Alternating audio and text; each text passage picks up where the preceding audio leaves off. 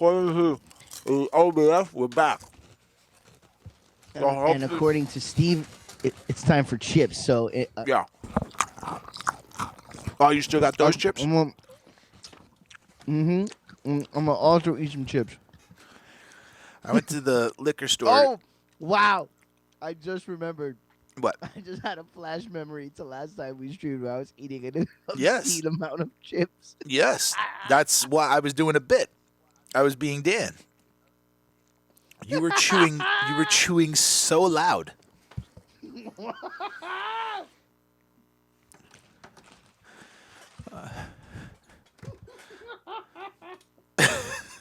You must not know about me. I mean, you that's must how. not know about me. So we're gonna continue to come hard here.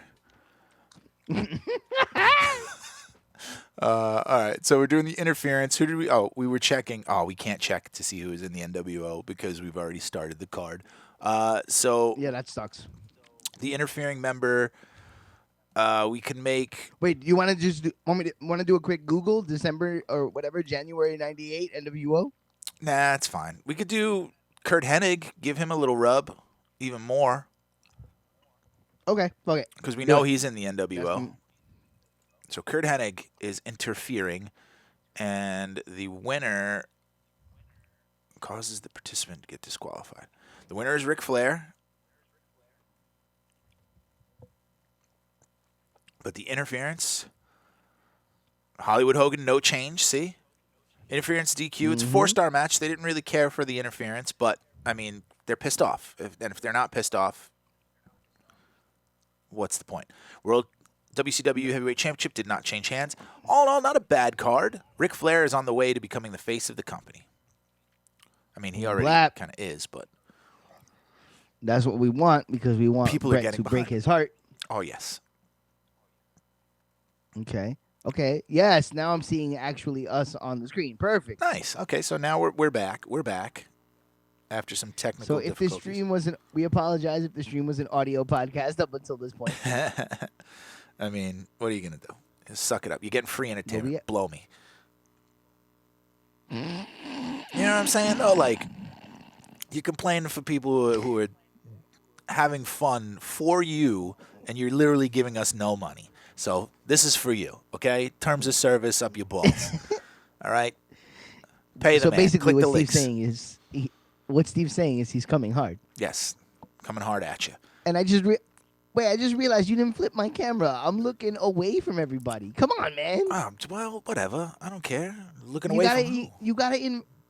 You gotta invert me, so I'm looking towards the Oh, middle. I'll invert you. All right, let me invert you right now. You just fucking invert your face. With fucking baseball bat. Transform. Look, I'm over here. All right, I got you. I'm looking at the Sure. Hold on. I'm looking at the fucking corner. There you bro. are. Why you put me in the corner? There you go. What'd you do? Is that better? Is that better for Dan? You guys you like Dan's new camera angle? Oh no! What is that? You like Dan's new camera angle? Huh? I mean, I guess it's got like an interesting vibe to it. What about that? What about that? Is that good? No, you just gotta grab the corner and you gotta turn it inside out. I know. Do the thing. You gotta do the fiduciary. Or you could just transform it and flip it. I mean, no, but if you rotate, it's gonna go back to the same spot. No, there's like a flip thing, ain't there? But let's just fucking turn it inside out. How do I do that? You just grab the little corner when it turns red. Grab the corner, like the left corner, and drag it to the right, and you'll see it'll go like it'll pass itself. You and your Barona. And then I'll be the other way. Gotta give me so much to the middle. So consternation. Yeah, you go. So we create the illusionary fiduciary, where I'm over here looking at the middle of the screen. You see what I'm saying? I'm gonna middle you. How about that? Now I'm not cropping that. I'm leaving that darkness there that just came out of nowhere. You're keeping that darkness. See? Now that's what happens. You're stuck. You're stuck with that. That's what you get. I'll take the darkness. At least I'm facing the right way. Tell the people for what's what. We're gonna do the thing. We gotta do the thing. That's all I'm saying. All right, let's check out the wrestling spectator news. Would you leave that top crop on purpose so that I would have to look at that now? Yes. A fantastic match that sold out. Bret Hart and Sting put on an amazing match. It's being considered match of the year. Ooh, you love to see it. Sold out. Another one, Dean Malenko, Ultimo Dragon, and Eddie Guerrero had a terrific match that is looking like a match of the year contender. People backstage were really happy with it too. All right. Oh, next one, fans booed match at Sold Out. Which one do you think that is? Oh boy, let me guess. Goldberg. Soldberg versus Mondo McMichael. Yes. More like fucking fucko McMichael. Ugh. And the rest is WWF stuff. So that's from the Wrestling Observer, Okay. but not bad. We had 2 match of the year candidates in there. So, all right, well, let's go. check our emails, see what's up.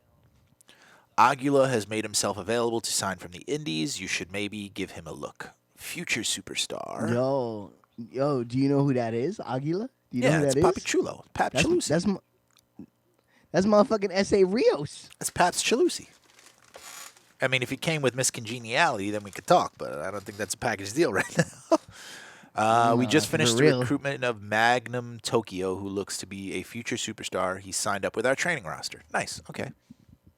So remember, Okay. every first and 7th month, we can bring people up or reevaluate. We can also send our trainers to train guys.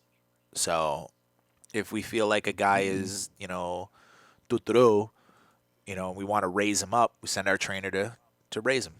So let's see. So Stevie Ray's still out. Rey Mysterio's out. 1 to 5 months return. Ugh. So who's somebody we want to improve upon? Let's train Chris Jericho. We're going to train Chris Jericho. Yeah. So let's go. Oh, no, Chris Benoit. Wow. I was just watching the Vice documentary, so I got Chris Benoit on the brain. Dude, It was fantastic. that documentary. It got me. I cried more than once. Yep. I was a mess. I was a blubbering mess watching that, man. That happened. It was more about the kid that got me every time. Yeah. His son. Oh, every single time. Of course. Every single time. The son, Chavo. Well, I cried when Chavo was talking about finding Eddie like that. That should make me cry. So we're gonna train him on. We're gonna train him on charisma right now because his work rate is 3 stars max, but we're gonna train him on charisma, which is a 2. Right, we got to get him up So to Jericho levels. of Here course. also, you can change your gimmick. You can change the guy's gimmick. You can change his appearance. You can change his name. You can change his alignment. So, or you could release him. all that's really cool. That's very cool. So we're training Chris Jericho right now because we have high hopes for him. So let's go back. Let's see how far we are. Manage. Let's manage our staff. Let's look at our facilities because we want to get production facilities up. So we've got 4 out of 25. So we need more production packages. Oh my God. Okay, we could do that. It's the long haul, can do baby. that. It's the long haul. Well, we got to do. Okay, so Sting just took a loss, right? So we should definitely do a production package on this with him, where he's going to talk about how, in typical Sting fashion, like an outside force has come in, and Well, we can't how put he's words gotta in his bring mouth, but we're telling the story for you folks. yeah, how he's got to bring retribution. You know how he do. You know how So Sting do. I'm gonna let you know which production packages we can use. So we've got the this feud is what I think we package. should do for this Nitro. We should have a Sting production package, right? So he can put his shit out there and have Brett be the babyface, right? Continue Brett, coming in like he owns the place. That we just keep that moving. We have we wanted to give promo time to Booker T because he hasn't been featured yet. These are things that we were talking about doing. All right. And I think that's a good way to keep the feud with Brett and Sting going. Have Sting, go to the rafters for a second, as he would do. Think about it if it was actually WCW TV. He lost his title match. He got beat. Now he goes to the rafters. Talks about what his next move will be. He puts a video out there. It's energy in the arena.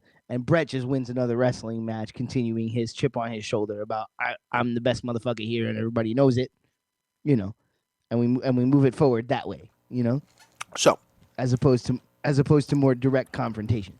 So that being said, here's what we can do, because that's explaining everything that we hope happens in these things. So the packages we can do are a feud package, a video package about a specific person, an event package which boosts our next pay-per-view, A new gimmick package. So if someone's changing a gimmick, then we can do that. A recap package. Basically, this is what happened at Sold Out. A main event package, which boosts the main event hype. And I think that's all of the packages we have. Remember, we have to unlock a lot of these because there's a return package, there's a career retrospective, champion package, day in the life. So we don't have a lot of stuff yet. So what best fits what I'm talking about? We want to keep the feud moving, but we want to hype Sting because right now he's taking a couple of hits on the chin. So let's see if we can just get. Let's go alignment. We got a spirited babyface promo. But I want to do a package because I want to save the promo for Booker T. So package, I would say the closest would be a video package, but it would be, him. So that's probably the closest we would get. Okay, that's fine. Yeah. But we don't choose what it says unless we went in and we did all the custom stuff, which we can do at a later date because that's a lot of work. We would have to do a lot of pre-production work for the production. That's fine. That's fine. Yeah, it can do what it does. So video package. And also, we're learning about how this functions by doing it, so it's fine. If it falls flat, it falls flat. For Sting. Yeah, we'll for Sting. Mm-hmm. Choose Sting. Okay. Who's got charisma. And we're going to make it just for Sting. And we're going to make it max intensity. Mm-hmm. Because he's got to come back strong. All right, so Sting's video package is in there. It's my favorite Sting music. I swear to God. I agree. I agree. Not even close. So now we also want a promo, right, from Booker T. Booker T. So let's book another segment. Which Booker T would not be a bad opponent next up for Kurt Hennig. Because he just beat 6 dudes. It's true. So he beat 5 dudes, so he needs an opponent. Where's Booker T? So maybe we start. Wait, didn't we say we were starting a feud with him and Lex have a feud right now, don't they? Oh, I keep forgetting that we're doing that. That's like on the books? It's not on the books yet, so we can change course if we want to. But remember, I don't know where Booker T is on the card. He might not work with him. We'll look at it. So let's look right now. So right now, Kurt Hennig is a main eventer. So upper mid card. No, he might work with him because he's a lower mid carder. So we can try and start the feud there. So let's see if we can do a promo where he calls out the champion. Let's have Hennig win the feud with Lex Luger. So we can put that into go now because they were both in that match. All right. So let's do that feud. Let's have Hennig win that feud. Let's have Booker T get some wins in the meantime, and then we'll have them go off next. And maybe Booker's the guy that takes that belt. Maybe if he gets there, So if not, it could still elevate him just by being in the feud. Hennig and Luger. Okay. Let's get that in there. I don't want that for the title, though. Not for the title. Start a feud. See, again, we're limited on what kind of feuds we have because we don't have producers yet that are good enough. What does that say? Pineapple on what? What is this feud? Pineapple on pizza? They can feud over pineapple on pizza. No. Not for these boys, no. So we can do an all or nothing retirement versus championship. No, not yet. That's too soon. We already have a disrespect going, right? Yeah. We already have disrespect. We already have best wrestler. So new challenger is fine because that's what's going on. Lex wants to get the belt. Lex could be like, I lost in a multi-man match. You can't beat me one on one. You know what I mean? Straight up and down. Because I'm the total package. And I'm pissed now. Your t-shirts are too tight. Your t-shirts are too tight, Billy. All right. So do we want a backstage interview from Booker T? Do we want a heat promo? A spirited promo, babyface? There's a promo battle we can do. Fight. We can slander a competitor. There's also. I didn't realize we had so many options. Okay, so there's things we can do here. Right now I'm looking at all of them. So there's a push-up contest. Okay, that's okay. That push-up contest is coming For the later Steiners? for with Luger. Oh. We're gonna do that with Luger later for sure, 100%. Cause oh my, I love it. I love it. Yeah, yeah, yeah. You have a That's great. singing All right, but not contest, yet. slime, spooky trick, promo ambush, backstage barbecue, Okay. local squash, All of this is great. masked All of this attacker. is great. Goldberg. Wait, local squash is a promo, not a match. Yeah. It's just basically Interesting. he comes out and he does it. So that'll be the Goldberg thing. Yeah, Maybe yeah, for that'll work. sure.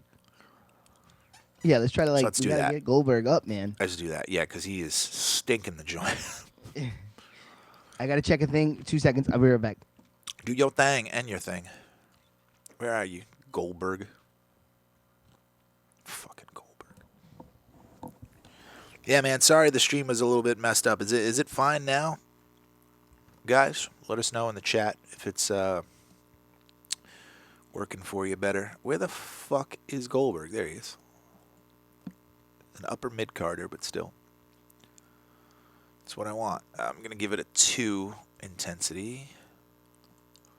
The main role is on Goldberg. Book that. So we need to have matches, though. So we only have 3 slots left. So we need to have...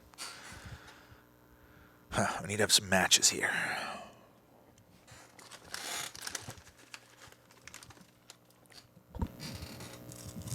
Oh.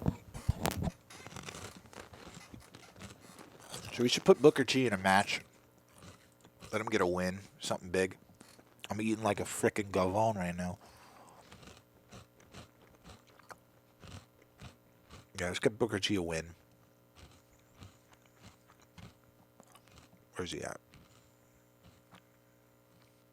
Oh yeah, Booker T, Booker T, Booker T. Alright, Booker T. Oh, I believe is a babyface at this point, right? Come on, give me Booker T. No, he's a heel. Booger is a heel. So we need a good babyface for him to defeat. Oh yeah, you're beating Jim Duggan. That's too easy. That is too easy here. So now we need to get Brett on the card. We need to get Hogan and Flair. So what we'll do is we'll do a tag in the main.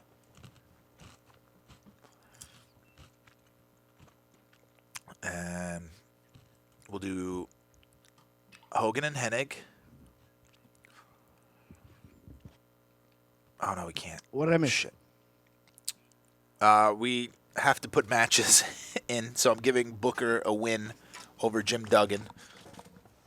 Because he's Booker's a heel. You gotta remember he's a heel. It's Harlem Heat era. Oh. It's not a babyface shit. yet. Okay. So we've got 2 slots left. So we need to find a way to get Brett on the card somehow, and we need to find a way to get Hogan and Flair on the card somehow. Okay. So Brett just gets a win, wins a wrestling match, and and decidedly. Decidedly so. So let's get. All right. So he just beats a at least decently popular babyface. Singles. Let's do Brett versus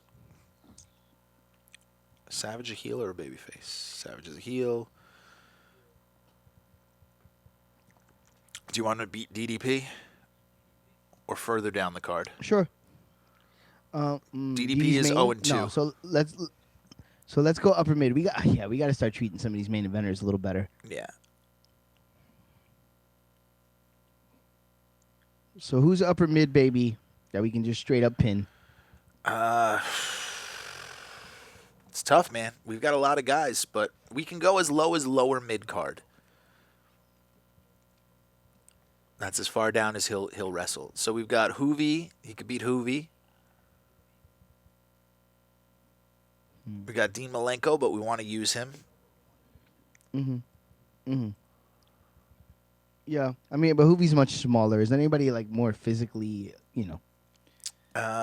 So it looks like it matters to some degree that he beats him handedly. Rick Martel. Rick Martel's there.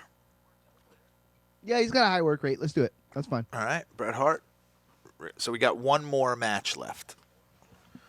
So, we wanted to put Regal. We wanted to get that chance. See, that's what's tough, man. You only have 6.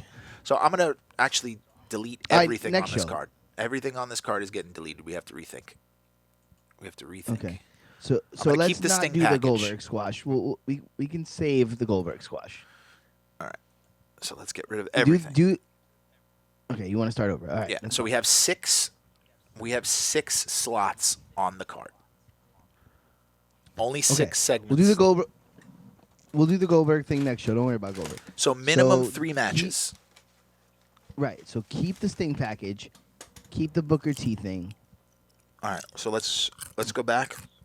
So okay, let's book our matches first, and we'll book around the segments after that. Yeah. Because first thing we see should either be a promo or a match. Yeah. All right. So start with.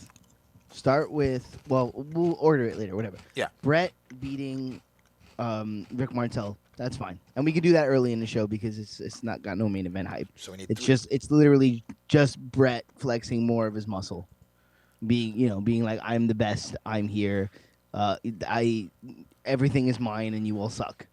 I will destroy you.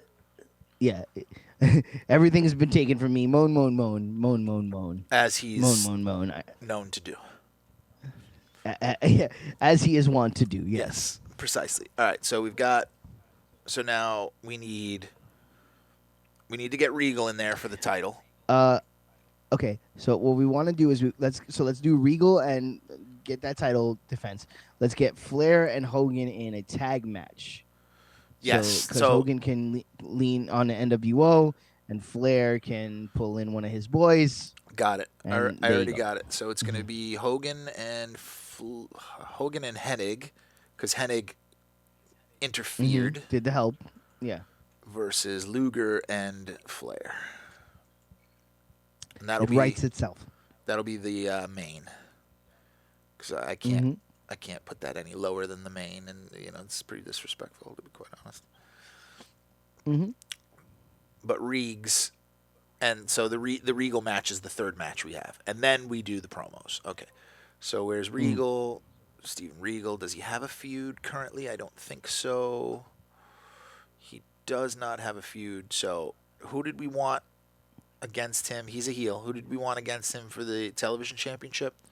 Because we said you have it written down. It's Guerrero and Malenko. That's going to be a thing that we have to do next show. So what we want for Regal is we want Regal to win a lot of bloody physical type matches against guys who can go, and then so eventually the babyface, like I'm seeing Davey Boy Smith there. That's not a bad guy to eventually take that belt, right? Like that's Davey's legit. So we want Regal to beat guys pretty consistently, and then have Davey step up and be like, all right, you beat a bunch of dudes. But I'm saying Davey as an example. I don't know if that's actually the guy. But and then have somebody like Davey, a good name, step up and be like, all right, you beat a bunch of dudes. You won a bunch of tough physical matches. I'm going to take this belt from you now. And then they do the thing, and there you go. So who do we consider Ray Trailer? Let's see. Are you a heel or a babyface? Oh, that's like a perfect name, too. That's Bubba. Would be that's great. Big Boss Man. Perfect. Yeah, let's go. So Regal and Boss Man. You need to add 2 superstars. Oh, sorry, I had the wrong one. There we go. I had it selected the wrong way. I had it on multi for some reason. No, you good because you did the tag match here. Where are they at?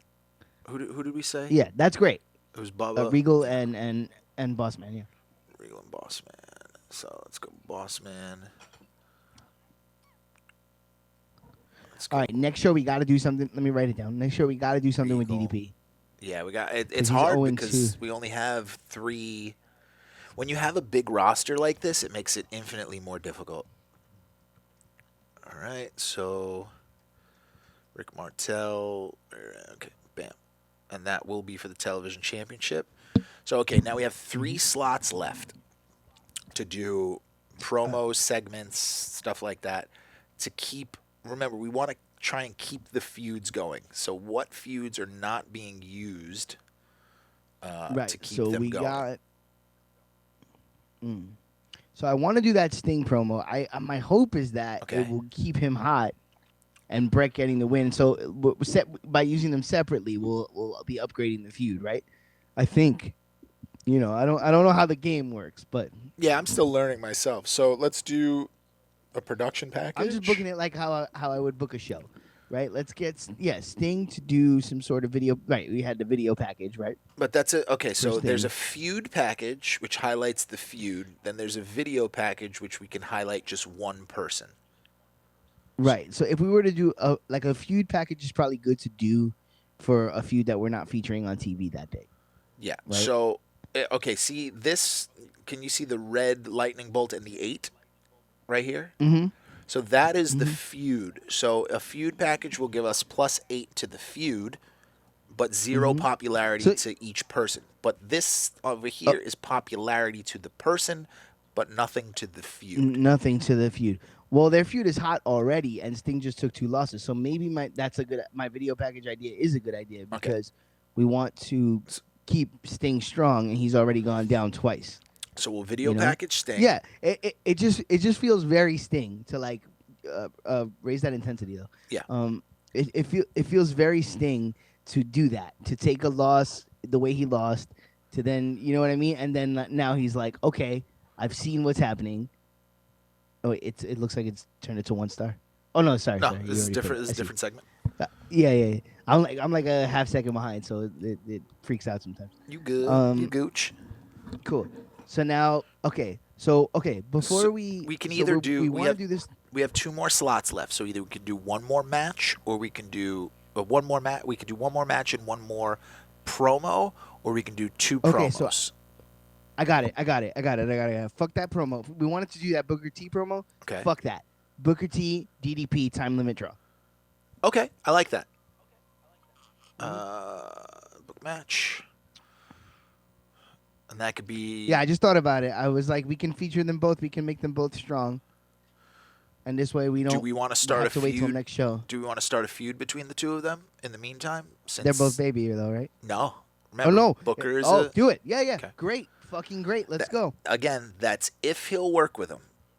Sometimes they're Mhm. iffy about not wanting to work with people because they're too low on the card. So let's It's see. Booker. He'll work on them. I would certainly hope so because their stories parallel each other so much it's not even funny. All right, so we're gonna start a feud Mhm. here, and again, remember the feuds are limited until we get enough experience to do things. We could do Yeah, it over you know what I would really patriotism. like to have come out of this? What? If we can pull this feud off, I would like to have Booker come out of this and turn face because And we got a then lot of heels. okay, so if yeah, remember it's WCW. Everyone was a cool heel. Mm, yeah, we got a lot of heels. We got a lot of heels. So So, we uh, can either have them feud over who the best wrestler is, patriotism or disrespect. Right now. uh, definitely, I guess wrestler, right? I mean, it's the only one that makes any sense. All right. I mean, disrespect works too, but It sucks because wrestler. in the early goings, you don't have many things But to that's okay use. because Yeah. if you think about it, a lot of feuds in wrestling are who's better. You know, It's true. that's it's okay. That's It is a you tried know. and true thing. All right. So who don't? All right. We don't have. Oh, we could do a Raven promo. Do we want to do a Heat promo with Raven Yeah, I'm into it. to keep that Right, going? because now we're gonna build to Raven's match. The next pay per view, Raven wants it gonna get his match, which will be First Blood or some shit like that. You know, some So sort of more gimmicky match. we'll do a Heat promo with max intensity because Raven is max intensity personified. What about Raisin? He was dead. He was dead on his first night. Yep.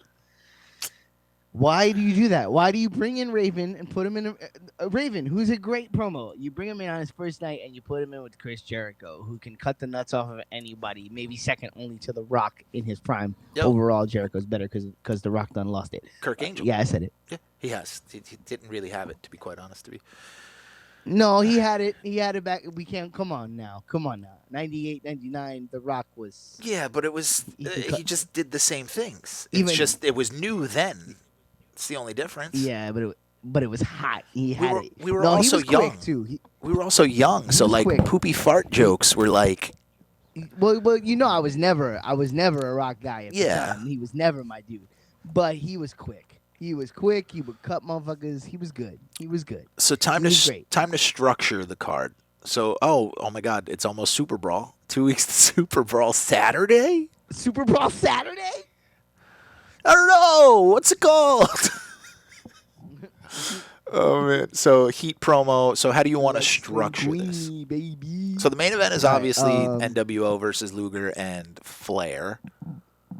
Mhm. So So you could kick off the show with Brett and Rick Martel. all right, Follow that up with the Sting package. So you see that kind of makes logical sense there. Sting package.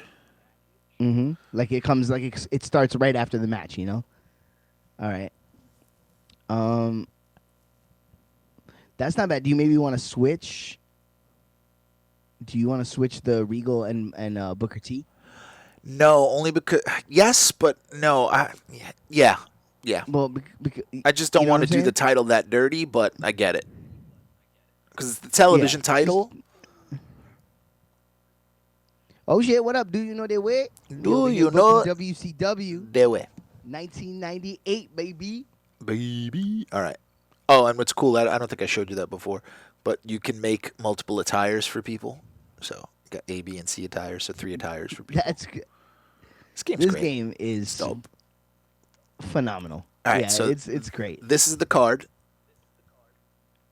So we're gonna play the event. Let's Okay. see how well we did. That's a nitro. Let's do it. That's a nitro. All right, We Rick gotta get the guys we Martel. didn't get. Bret Hart, smash his ass. Let's go. Yep, easily. Solid match, 4 stars. I expect that There it is. from both That's of what- these guys. That's exactly what we wanted. So- 4-star match. Bret just beating another dude. Video package airs about Sting. It focuses on big wins of Sting's career. Okay, that's fine because he just lost 2. I like that. 5.5. Mhm. Oh, sorry, 4.5 stars. Perfect. It's 90% effective. So Tessa Baker here is our producer. So if she was a better producer, it would go up. What's What's on the right? On the right is our current champions. Yes. Those are the current champions of the company. So Steven Regal versus Ray Traylor. We're gonna go with Reegs with the win, retaining for the championship. Straight up and down, Mm-hmm. no crazy finish. Reegs goes up again. 3.25 stars. 3.5 stars. Not bad. Oh, 3.25. I'll take it. That's fine. Television championship went up. They were happy with it. I'm fine. I'll deal with it. That's fine. That's what we wanted. We want to Heat get a few promo. of those in before we take him on his next feud. Raven is in the ring for a promo. Raven vented about being ashamed to perform in this city. Love it. 4-star Love it. promo. Plus 14 to XP for Heat promo. So obviously the more we Cool. do this, All the right. more experience. It's like an RPG wrestling booker. It's very strange. I love it. That's good. Yeah, so we got the things that we wanted already out of this show. So we're doing a time limit draw between Mm-hmm. Booker T and DDP. Yes, that's right. Correct. And I don't think it matters if I choose who. I'll give it to Booker T just in case. All right, Booker T went up. Diamond Dallas Page went up. Time limit draw. They weren't a big fan of it, but just 2.5 stars. We're I would have liked the 3 there. yeah. The feud is starting. The feud has started. Yeah, that's okay. We'll get it going. Time limit draw was for respect. Get the guys on TV. Show that they're evenly matched. It's okay. That's fine. So I'm actually going to give Flair and Luger the win here. Makes sense. Bing, bang, bing. Flair Luger. Worked to strengths. It is a almost 5-star on Ooh. Nitro. Almost a Woo! 5-star. Love to Look at see that. it. You love to see it. You love to see it. You love to see. Not a bad card. If we got that 3 instead of 2.5, we would really Yeah. be sitting okay. Yeah. Not And- not a bad little card. And as you can see here, we do no do it. So not bad. Great main event. That's what you love to see. That you love to see the promos being effective and being used effectively. Added 2 heat and 2 overness to Sting. So not bad. Our company rep went up. We're at a 7 right now. Love to see it. Love to see it. Oh, so there Doing is great. no Thunder. It's only Nitros. Couple of Nitros. That's fine. Two So- Nitros and a pay-per-view. I love 2 it. Let's Nitros and a go. pay-per-view. All right. So Nitro again. Keeping it tight. Boom. All right, so now we got to think about the things that we didn't feature on the last show. So we got to get that Kevin Nash Big Show feud featured because we didn't do that last time. Yes. We got to get Goldberg on. So to we'll do a the local on squash this here. one. Yeah, let's do the local squash here. Can I search it? Yes, I can. Thank God. It takes a while to get used to the interface. Local squash. As all things. As all things. As all things you are. A fool. Where are you, Goldberg? But dark side. Gold.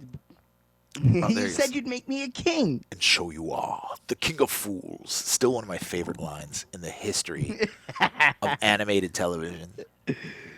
Dude, at this point, I think we could do a montage of you saying that on the stream. Oh, it'd be amazing. I've said it so many times. All right.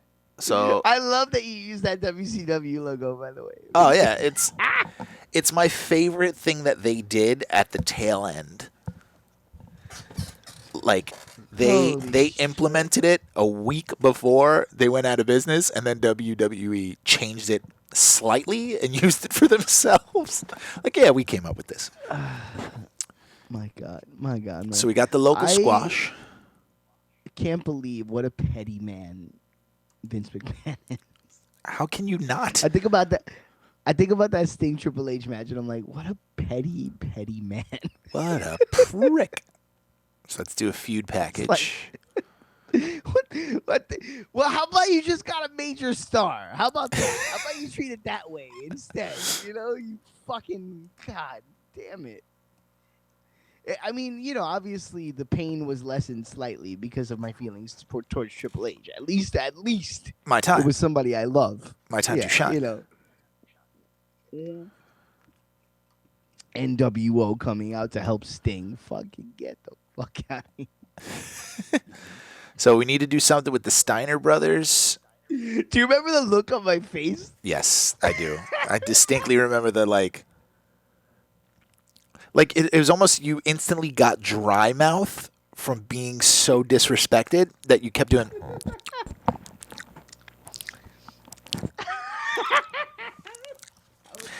It's like that look that your grandma gets you when gives you when you say you don't want any more food. Like, what kind? Who raised you? What are you? What? What is this? What did you give me? Oh, thank you for another macaroni thing to put on the fucking fridge. Yeah, I'll really enjoy that. Shitting all over the place. Holy fucking shit! You get Sting and you do that. That's Okay, what you fair do. enough. You get Bret Hart and you do that. Yeah, for real. You know what's funny? There was this beautiful article that came out like a year and a half ago, that was basically like, you know why you don't like WWE right now? Because it's late era WCW, and it was just an article that was like paralleling, like what the booking decisions WWE makes now with the booking decisions WCW made in their last year of running, and you just look at it and you go, holy shit. Feel free to send me that article if you find it. If I can find it, it's from a little while back. If I can find it, I'll send it to you. It was wild because it was like you look at it and you go, damn, if WWE didn't have this like really deep install base, like where they basically can't fail on that kind of level, like an out of business kind of level, Yeah. they would go out of business with the way they've been behaving, you know? it's like the only thing that saves them is that they have a diehard that's big enough to keep them in business, you know, and that it's like, and it's funny. I feel like these empty arena shows have really shown a light on their lack of flexibility and creativity and ability to like book on the fly, because they do book on the fly, but in the worst way possible. It's to one person's taste as opposed to like making something special. And you saw it. Did you watch Dynamite this week? Yeah, it was okay.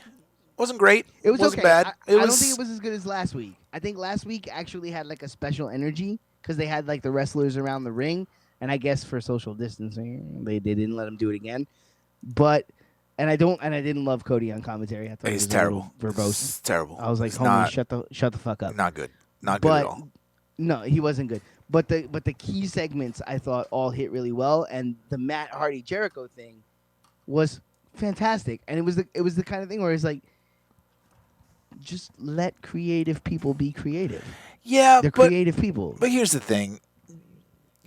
Jericho is corny. Mad corny. It's mad corny. But that's Jericho. You know what I mean? Like, don't present him as like the guy who's gonna whoop your ass when you're making poo poo fart jokes. You know what I mean? Like, I thought he did some, like the promo he cut on Vanguard 1 was a masterstroke. That was brilliance. I was like, Jericho is a god. Yeah, like, no, he cut a promo. He cut a promo on a drone. Yeah, but that's just jerking off. You know what I mean? Like, but it was great though. But it was so great. stupid. It was. But yeah, well, listen, within the context of the wrestling ring, if they did, the only reason why the Matt Hardy stuff works is when it's outside of the wrestling ring and outside of that stuff. Had they done that in a package?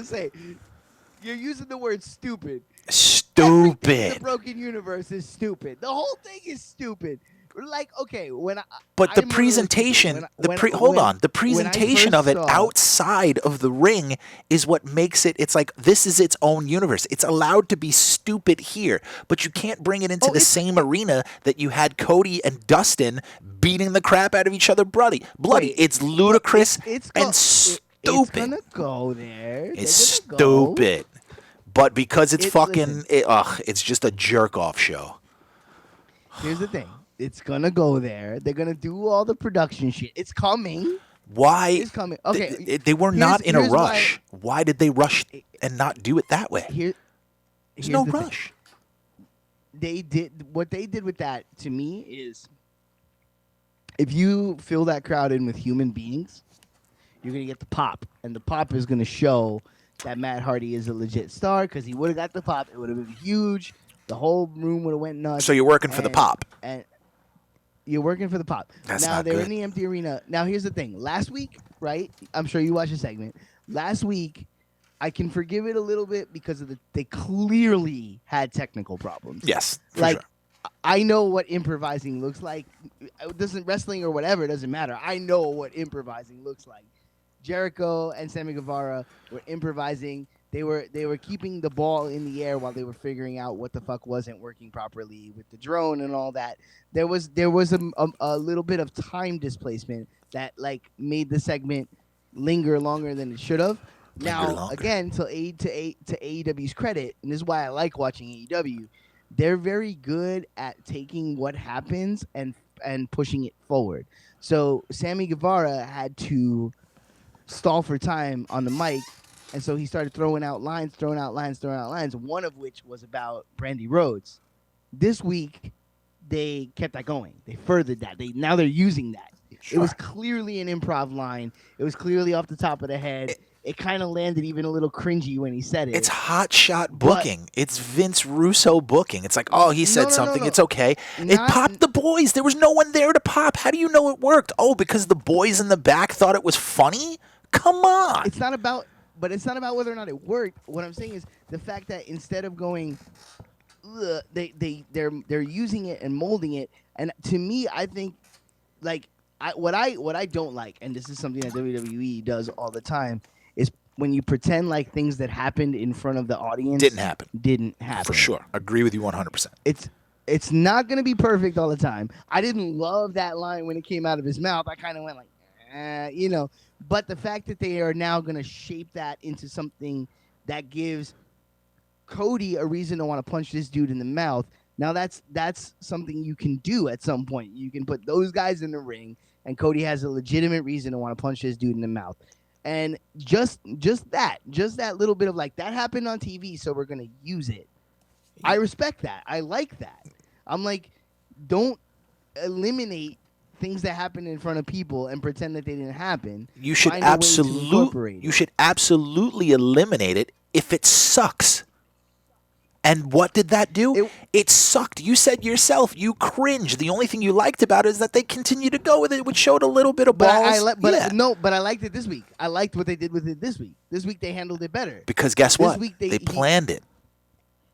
Right. Well, that's what I'm saying. They had this moment that came out of they had to improvise because the shit wasn't going right.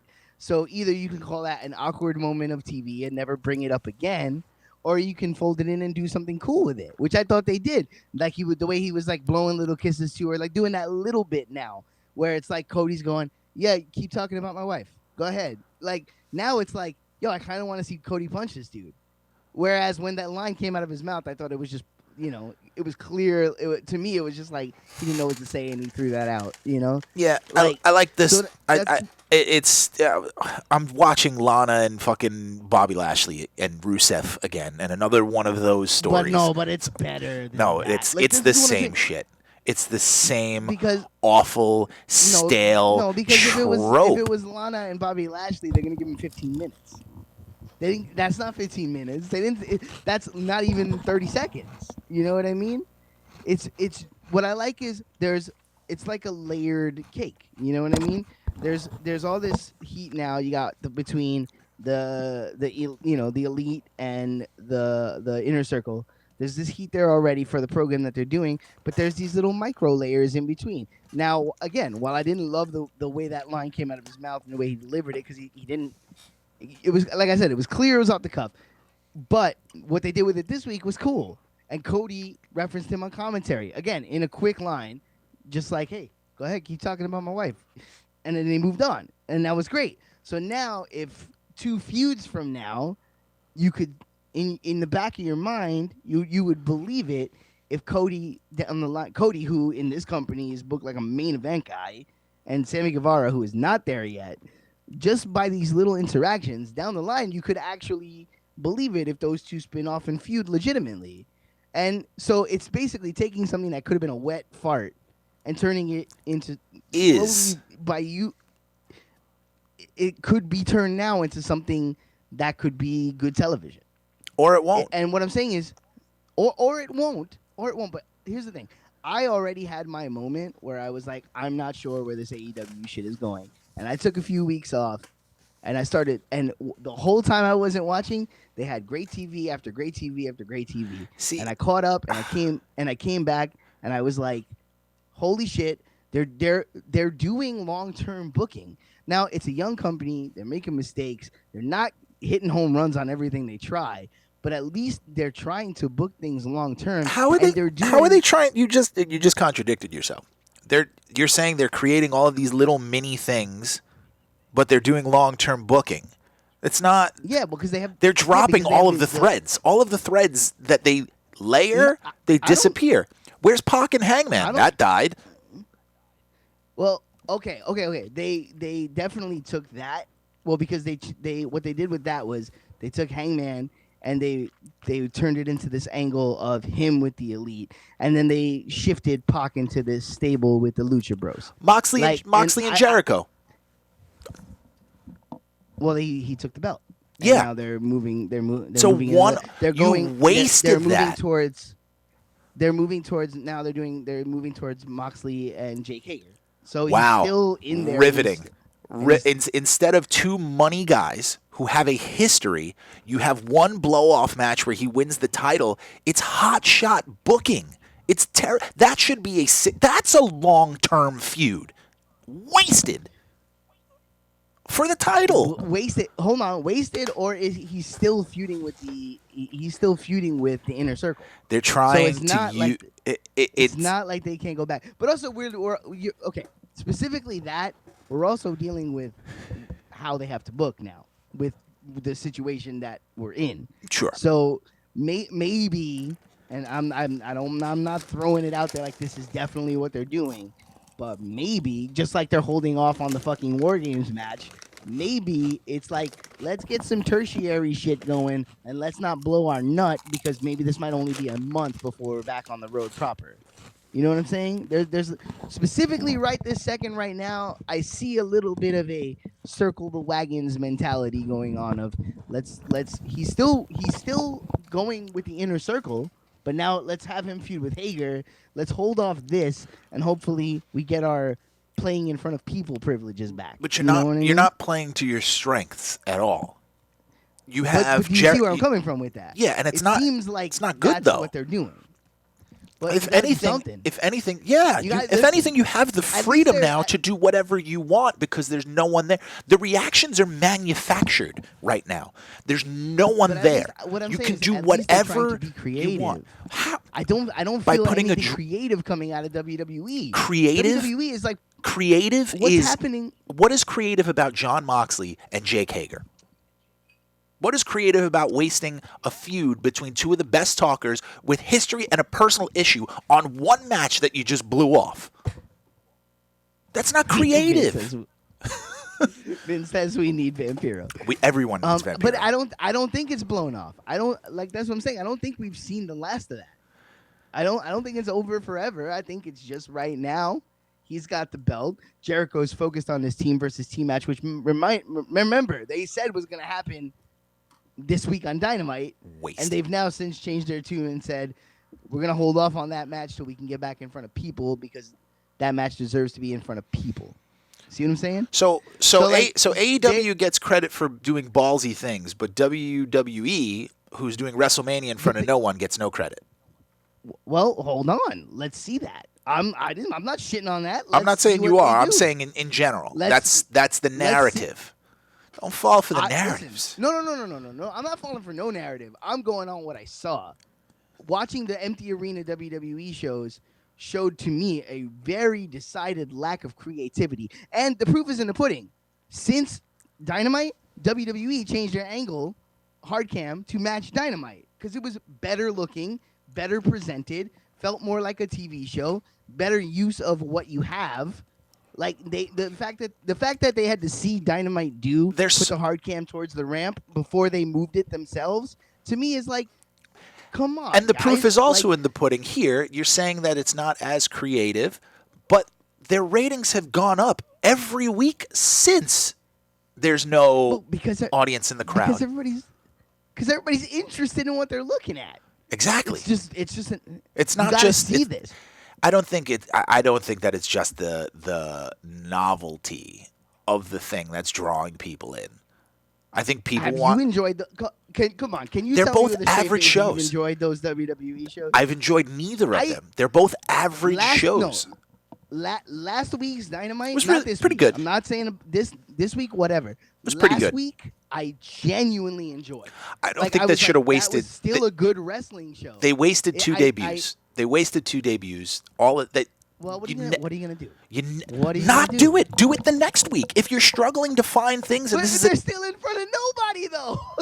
Yes, but instead you dilute one by adding two of the same thing. It's just the law of all things. If you have two amazing songs that are played back to back, people are like, whoa, those are two really amazing. But if you play one amazing song and that's the only thing you get, you're talking about that one thing for a while. They would have been talking about that Matt Hardy debut for weeks. They would have been talking about it undercut Brody Lee's debut.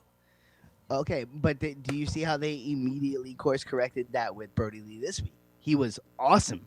That backstage promo with that backstage package with him doing the Vince that is the number one wrestling headline that I've seen pop up in front of my eyeballs without me looking, right? Like without me going and searching, just the headline that keeps hitting my eyes, the thing that people are talking about in wrestling this week is Brody Lee's backstage Cool. thing where he did What? the Vince, which was That's it was that's short. it was That's awesome. short. That's great. That's short-sighted though. That is short. That is not. That is the antithesis of long-term booking, like you're talking about. If they blow it all in one, you don't put two major debuts on one show. That's some But what I'm late saying is- WCW bullshit. But what I'm saying is, I think that what you're saying right there about them both debuting on the same night, I agree with you, and I think that what we saw this week with Brody Lee, they immediately gave it a lane, so as not to get lost. He in the should shuffle. have never So what I'm been saying, on the show. You should have milked I'm not that saying you're longer. wrong. You're probably right.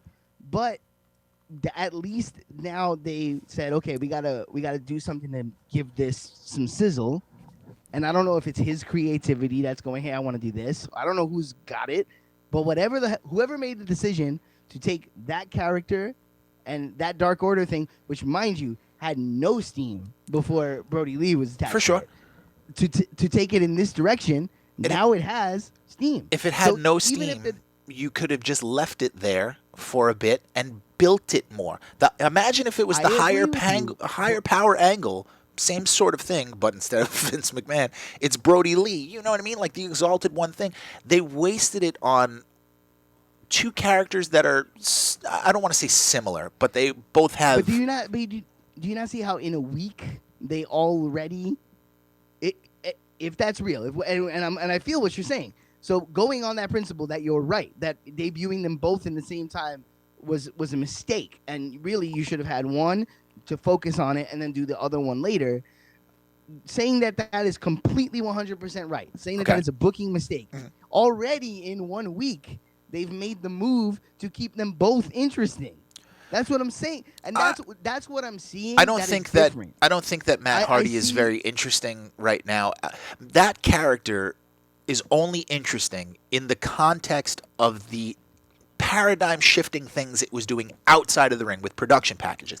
They can't do that right now. So they shouldn't have used him yet. There was no rush to do it. That's what I'm saying. I'm saying AEW and WWE have a problem rushing things. You can't say it's long-term booking when you waste it immediately. Long-term booking is you wait for what is their big event? Whatever their big event, All In, say All In is their WrestleMania. Yeah, All In. That it might should get be fucking canceled, dude.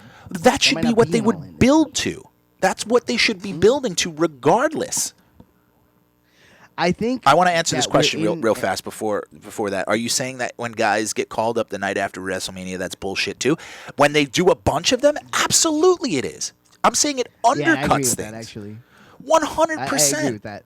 It's A major debut after WrestleMania is awesome. 6 people coming up and getting It's too no much. shine does nothing for anybody. if I agree. everyone's All right, here's my important, question. no one's So, important. Would you have rather they not did Matt? Because would you rather they not did Matt right away and had Moxley as the guy stepping up? Yes, would that absolutely. have been better? Absolutely, because you need to make that championship here's mean what something. I think. Here's what I think. I think that was the booking that they were planning. I think that was the original plan. I think the Matt Hardy thing is something that is how do I say this? Like, I think the character and the visual element of the character is television, right? And so and I don't know, I don't have any insight. I'm not in the business. I don't know shit. I think that what they were thinking is you can do more visually that doesn't depend on fans with this Matt Hardy character, his ability to shoot from the compound, the Vanguard one, the this and that, all the different things that come with this character is more visually compelling when you don't have the usual visual spectacle that is a wrestling show. But it's not visual. It's That's why I think they went in that direction. I get it, but their thinking is wrong, and here's why. Because it's not visually compelling when you take a core tenet of what made that character successful visually and not doing that. You're taking it out. They're gonna do it. It's not television. They're gonna. Matt Hardy is not television. Matt Hardy is cinematic. Promo packages. Yes, but That's what I'm saying. I'm saying they're that coming? they Obviously they're coming. debuted him wrong. That's not how you you do it. You wasted it on a droid with an empty arena. How big would that pop have been?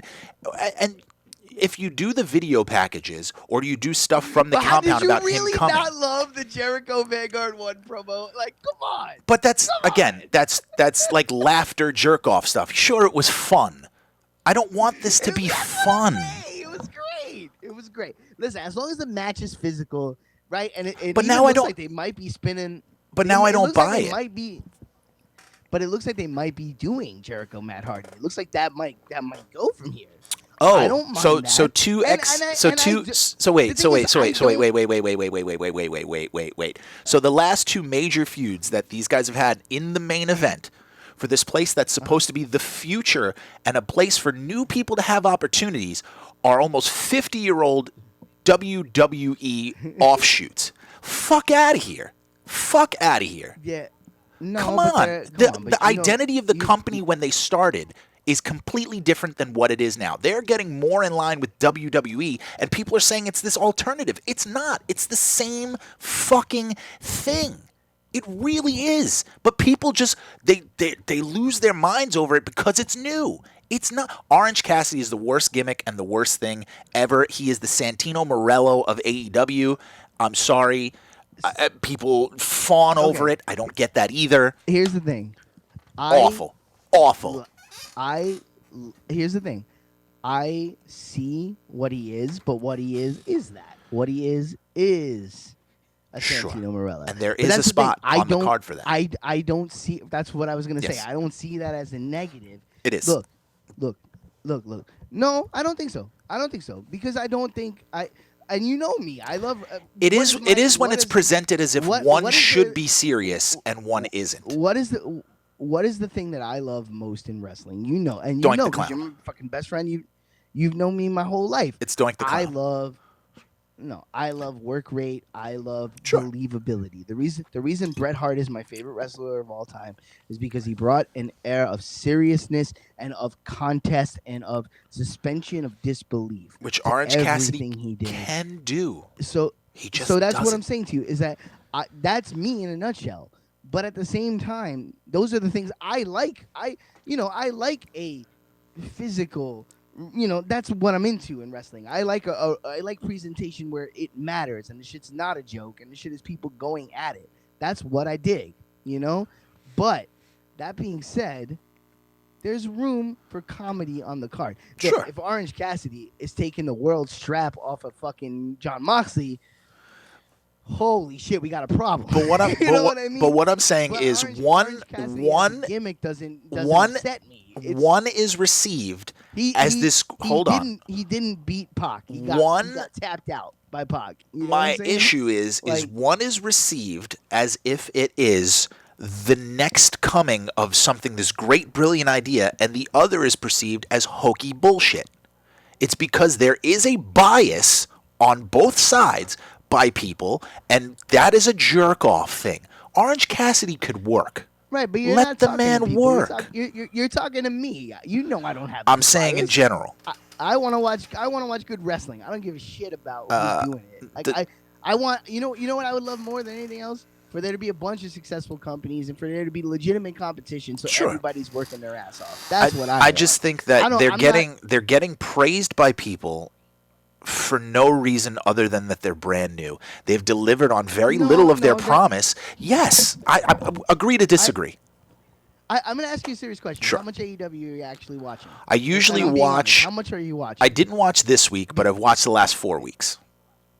because they do a lot of little things Sure. that I wish WWE would do more of. A lot of little things to further storylines, a lot of little things to reference, even down to they keep you in the mind state of the characters, right? They often reference. They do a lot of things. Honestly, they do a lot of things that I liked about WCW. They do a lot of things because one thing I always liked about WCW that you never really got in the WWE or WWF, if you want to say it that way, was in WCW you would get characters that were pursuing their own goals, but they would mention the champion and they would mention the title and they would mention an aspiration beyond just the current feud that they were in. They would have motivations for their character that were deeper than just the current storyline that they were in. What I like about AEW, and this is just as a fan, I'm saying this, a person who likes wrestling, they do a bit of that. They do a thing where characters talk beyond just the situation that they're currently involved in. Now they also do a lot of shit that I don't like, which is referencing the competition. You know, like they do a lot of speaking Punching with up. insider lingo and things that I'm Yeah. like, shut the fuck up, don't do that. Like, you know, you're. So I'm not just stroking them, but they do a lot of little things that, as a person who likes to watch these shows, I enjoy that. I enjoy knowing that so and so has bigger aspirations than the feud that they're in. So and so is looking at the champion over there and being like, I can come and get your belt. Like, you know, I like that they do a lot of little things that I really enjoy. Now they're not hitting on everything, and I'm not gonna sit here and do that. I'm not here to be like AEW is the new wrestling and WWE is a thing of the fucking past. It's not about that. I love Sure, WWE. yeah. I fucking spent my Absolutely. whole life watching this company. But when you say that they're good at long-term booking, they have not proved that So in any way, far. shape. What long-term book have they done? What is a long-term from? They've only been in business Dude, Hangman, how long? Hangman, I straight up when they started, I was like, I don't see it. I don't know why they feel like they got to put this guy in my face. I don't see this guy going anywhere. Like I was 100% hard pass on Hangman Adam Page. The way they've booked Hangman Adam Page and his momentum as a character now has me going, you know what? I was wrong. That is the silliest. There is something there. That is the silliest thing I've heard, and here's why. Because he came in as the guy that they thought, everyone in the world thought was a foregone conclusion, was going to be the world champion. Everyone came in thinking that that was the guy. They put him in that position, didn't work out. They have moved him around so many times trying to rehabilitate the character. That's not long-term booking. That's trying to fix the mistakes you've made along the way. Most of that, not his fault. I'm not saying that that's his fault, because the match with Pac that was supposed to happen that wound up ultimately not happening, and then, you know, that whole deal. But they're fixing the mistakes that they did with him. Sure, that's fine. Kenny Omega, what have they done for him? Next to nothing. I mean, now it's been better. Now they're starting to do a little bit more with him. Gonna say, sure, I'll give you that. Yes, but he was the biggest. He was the biggest star in the world outside of WWE. Correct? But, and now he's just another guy there. I think they made a conscious effort not to overbook. Same thing with the Bucks. They didn't overbook the Bucks. They didn't overbook Omega. And not that I would have done it this way, but it seemed like they wanted to use those guys. And the same thing they did it with Cody. If you think about it, the whole he's not going to challenge for the belt. It seems like they wanted to move these guys into a position where they could make other guys look legit before they got them into a position where it's like, okay, now these guys are going for main event. So long-term booking was the MJF turn and the Cody thing. You think that was good? That was handled well. Absolutely. We have absolutely. For real? Like you didn't like that? It was way too quick, way too abrupt, and now guess what? Where's MJF now? He's featured. He's completely featured in what? Who is he working right now? Well, he's got the butcher, the candlestick. What? I'm sorry. Are you really worried about MJF going forward? I'm not worried about him. What you're saying is that there's long-term booking at play, and everything has been to the contrary of that. To the contrary of that. There's not one long-term story that has happened. MJF versus Cody was a long-term story. The company's it's been literally running since they started the company until now.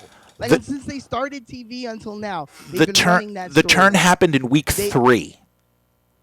They've been doing Hangman Adam Page and his uncomfortable situation with the Elite has been happening for months. Months and months and months of.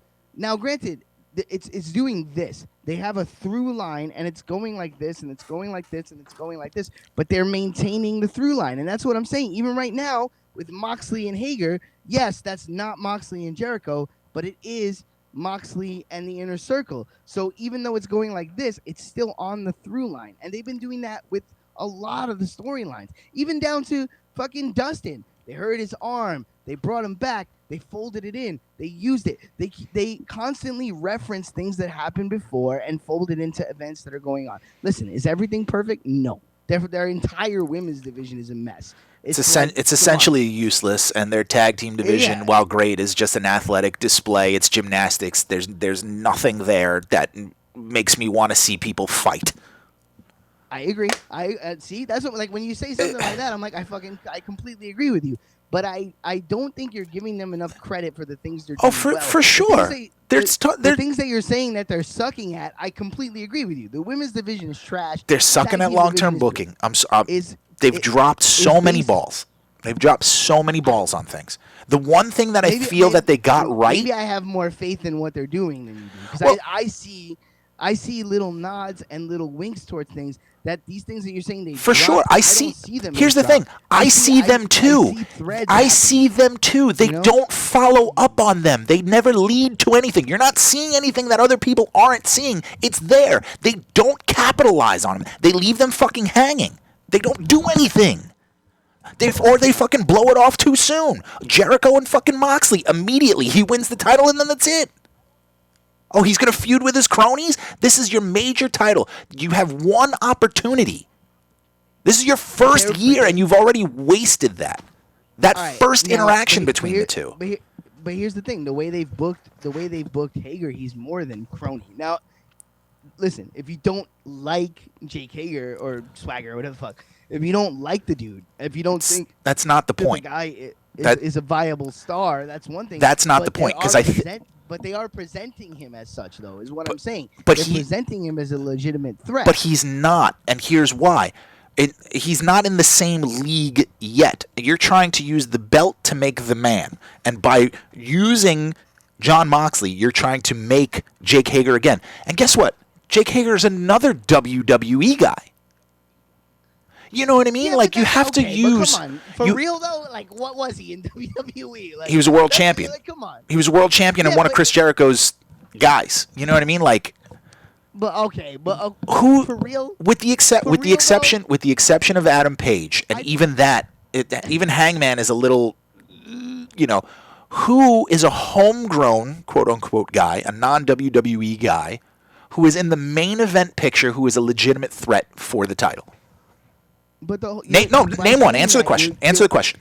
Hold on. You're making it too black and white because you're saying who's a non-WWE guy. But the whole fucking ethos of the company is about giving people who never got the chance to work and do the things that they were capable of doing a place to do those things. Yes, Mox is a WWE guy, but he's a guy who didn't get to do creatively what he wanted. But Mox was multiple-time champion. Who didn't get to do what he wanted. Yeah, but it doesn't matter. Yes, it does.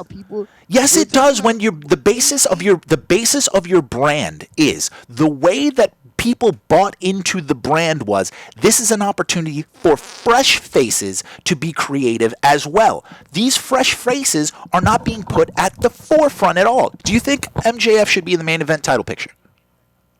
He's obviously getting there, though. That's what I'm saying. Sure. Like, you're acting like he's not being positioned in a position to be fucking champion. He totally is. But you can't. On his way. Don't present. Their presentation is all wrong. Saying that they are an alternative when they are not.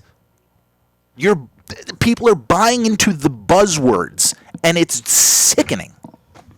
Well, by definition, they're an alternative. They're an average. You know what I mean by WWE. You know what I mean by that. Capital Wrestling's an alternative. The Journey of Wrestling that we're allegedly playing right now is an alternative to WWE. By that, stop. Come on, you just save that fucking shit for someone with a lesser brain. That. Well, I'm just saying. You're saying they're not. I'm saying they absolutely are. They've presented themselves as an alternative in those ways, and they have not delivered. Myself. Right, I don't agree with everything they've done. Sure. I haven't. Agreed. I'm not sniffing fucking rose smelling. This is the Mike and Mad Dog of Twitch. Shut up. In fact, I stopped watching for weeks at a time because I was like, "You're not giving me enough." That's so. Like I'm saying, like I'm not over here going. They're doing everything Sure. right, I'm not saying you are. but at this point in time, I can say definitively, right now, for me, their shit, I'm interested, and I find myself seeking it out. How much And of that is because WWE, it's new?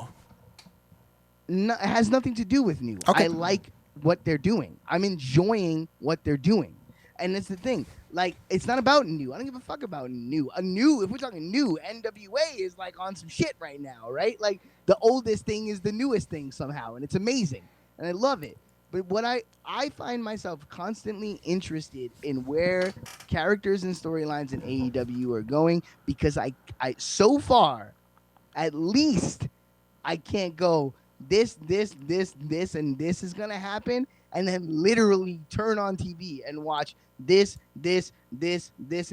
I mean, it's absolutely what happened with me. I told you exactly that Chris Jericho was going to be the champion. I told you exactly that the WWE fucking main eventers were going to be the main event there, and it's exactly what happened. So I'm experiencing the same thing you're experiencing with them. But I could sit down and write you a script for WWE television, and I'm talking about a word for word script, and I could hand it to you, and I swear to God, I'd get 70% accuracy at least. You know what I mean? Like, literally write the fucking script of what's going to be said out of people's mouths on the show. I feel the same way. When I watch AEW, at least there is flexibility and creativity in the way the actual individual wrestlers are presenting their characters on TV, in the way that the announcers address storylines. They're just, for me, whether you like what they're doing creatively or not, I feel more creativity when I watch AEW than I do when I watch WWE. You can feel that. That's where I'm coming from. And that's great. And I disagree. You can. I feel like we're seeing different things from what we're both watching. Sure. Like I'm seeing. I mean, everyone's going to see different things. It's the nature of people. I think maybe they should give Dustin. Because trying to read the chat, but Vinsanity sometimes doesn't make much sense. I think maybe they should give Dustin a bout, but that's something I want. A belt? Oh, probably a belt. A belt? Yeah, probably a belt. This is the Mike and Mike. Been great, but he's, but then again, it runs into the problem again. If you do that with Dustin, it's another WWE star doing that. This is WCW. AEW is WCW. I'm sorry, it's WCW in the way that it's presented, in the way that the top guys are from places where they made their names somewhere else. It's just not a good look when you presented yourself and your marketing strategy was, we are the alternative, we're the young guys, this is going to be new faces. Yeah, new faces at the bottom of the card. You know what I mean? Or new faces as new faces as lackeys to other guys. No, but that's not entirely true, because you have your Hangmans and you have your Darby Allins, who's legitimately making his way up and becoming a fucking star. They feature guys like Sammy Guevara. They feature guys on TV all the time who are not household names. It just so happens that mixed in with that is the household names that came from elsewhere. But a lot of the guys that they're bringing in, it's not like Darby Allin is the one exception. Sammy Guevara, they're trying to get him over. Better all the time. They're trying to get him over by just. But here's the thing: he can only go so far there. He has not had a single match where I thought that he was a believable person in that ring. I'm sorry. Period. The last pay-per-view though. Come on, that match was incredible with him and Darby. Oh yeah, Flippy City. But it was. Lay your shit in. I'm sorry. Lay your shit in. He has worse punches than Dave Bautista. I'm sorry.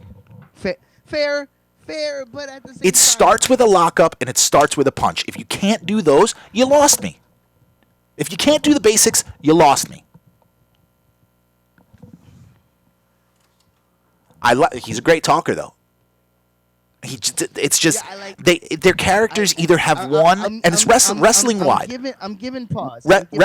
Wrestling wide. Something like that, and I'm like, if we're really holding people to that standard, who's got it then? Who the fuck's got it then? Who's got it? MJF, Cody. Yes. Yes. Darby Allin, Pac. Yeah, he's great. Well, okay. Here, I'll give you one. Sure. I'll throw one in the ring as a complete failure in AEW. Fair enough. What the fuck are they doing with Pac? What is that? Nothing. This guy should be all the way up the card. Yeah. I agree. He should For sure. be doing something masterful because he's a fucking master.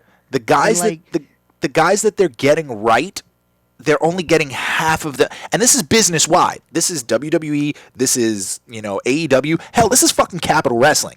They're only getting half of it right. Either they're really good talkers and they can't seem to be put in a personal issue or a feud that accentuates why they're doing the things that they're doing, or it's the other way around. They can do that and they can't talk. It's like having 99 half Chris Benoits. Well, dude, that's why I'm saying I think you need to give a little more attention to the subtleties of the Hangman situation.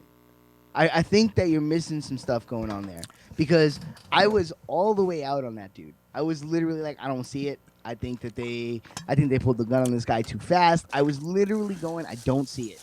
And the little things down to the little things, like they put his state of mind in the graphic, when he comes up. Hangman thinks such and such about what's going on. A little Matt Hardy version 1 style. Yeah, retread. Got it. Retread.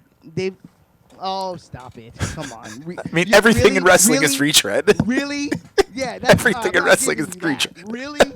Fucking really? That's like, you looking for a new C chord, bro? Stop. It's not a thing. Like, stop. It's wrestling. Jesus Christ. Lance Archer is off to a good start, but I think so too. They did the right things with him. Let's praise the things that are going well. Giving him Jake as a mouthpiece is a great idea. But look That's at a great way to use a look at legend. the presentation that they did with him. All the stuff that they did, the pre-work that they did with him, all the stuff that they filmed with him on that fucking compound or that farm or whatever. That's the kind of stuff that they need to do with other guys well. Matt Hardy, that's his whole thing. And they wasted it. They wasted it on, ooh, here's a droid and Matt Hardy in the rafters. It was a wet fart. I'm sorry, it was a wet fart. For you, I liked it. And a lot of people did like it because they want to see that character. I think a lot of it is not that it was good. It was they were just happy. They were popping because they're happy to see the guy do the thing. He's not doing the thing well. It wasn't presented well. People are just happy that they're doing it, and they can't fucking reconcile the difference. That's what it is. Stop giving a pass to bad creative just because you want to see that fucking thing. It was bad. I'm never doing that. It was bad. It was bad. I liked it. I agree to disagree. We're literally in agree to disagree territory. You're saying it was bad. No, wait, hold on. I'm sorry. This is more important than this will fucking unite us as a team. Ain't nobody investing in no goddamn blargy. Look at the bottom. You see the scrolling text? That's what's important. That's what's important. We need to spread awareness to the fact that it started Barona. Yeah. You know what? Let's book one more card. Let's book this. Yeah. Get the fuck out of here! God damn it! Whatever. That's what this series is gonna be. We're gonna bitch about wrestling. And then book here. It's a great time to be a wrestling fan, and I'm glad AEW is here, and I'm glad all these other companies are here. It's just, I don't know, man. I expect more. That's all. I expect more. I expect more from my own company, and I think that it's failing in a lot of ways. I'm just as critical on my own shit as I am on them.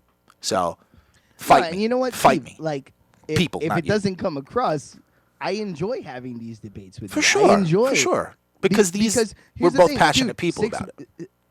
6 weeks ago, if you'd have talked to me about AEW, I'd have complained a lot more than I'm complaining now. But Sure. a lot of things that were bothering me, I feel they've addressed, and that's what I'm saying. Like, I have no clue what we're doing, no. by the way. MJF has not.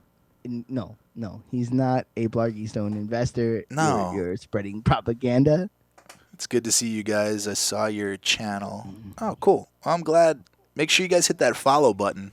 Yeah, we got off on a little bit of a tangent. We were playing a game, Journey of Wrestling, but then we started arguing about wrestling. An hour talking about wrestling? Yeah. Yeah. That's what happens. So, all right, let's finish. Let's finish this Nitro. So right now we got the cruiserweight championship on the line between Dean Malenko and Eddie Guerrero for the greatest wrestler. We got a feud package highlighting the Giant Kevin Nash. We got a fight breaking out between Vicious and Oh, Delicious and I the think that Steiner I think brothers. that might be a robot, by the way. A robot? Oh no! Don't be a robot. I, I mean, if you are a robot, just I press the think button anyway. that's fine.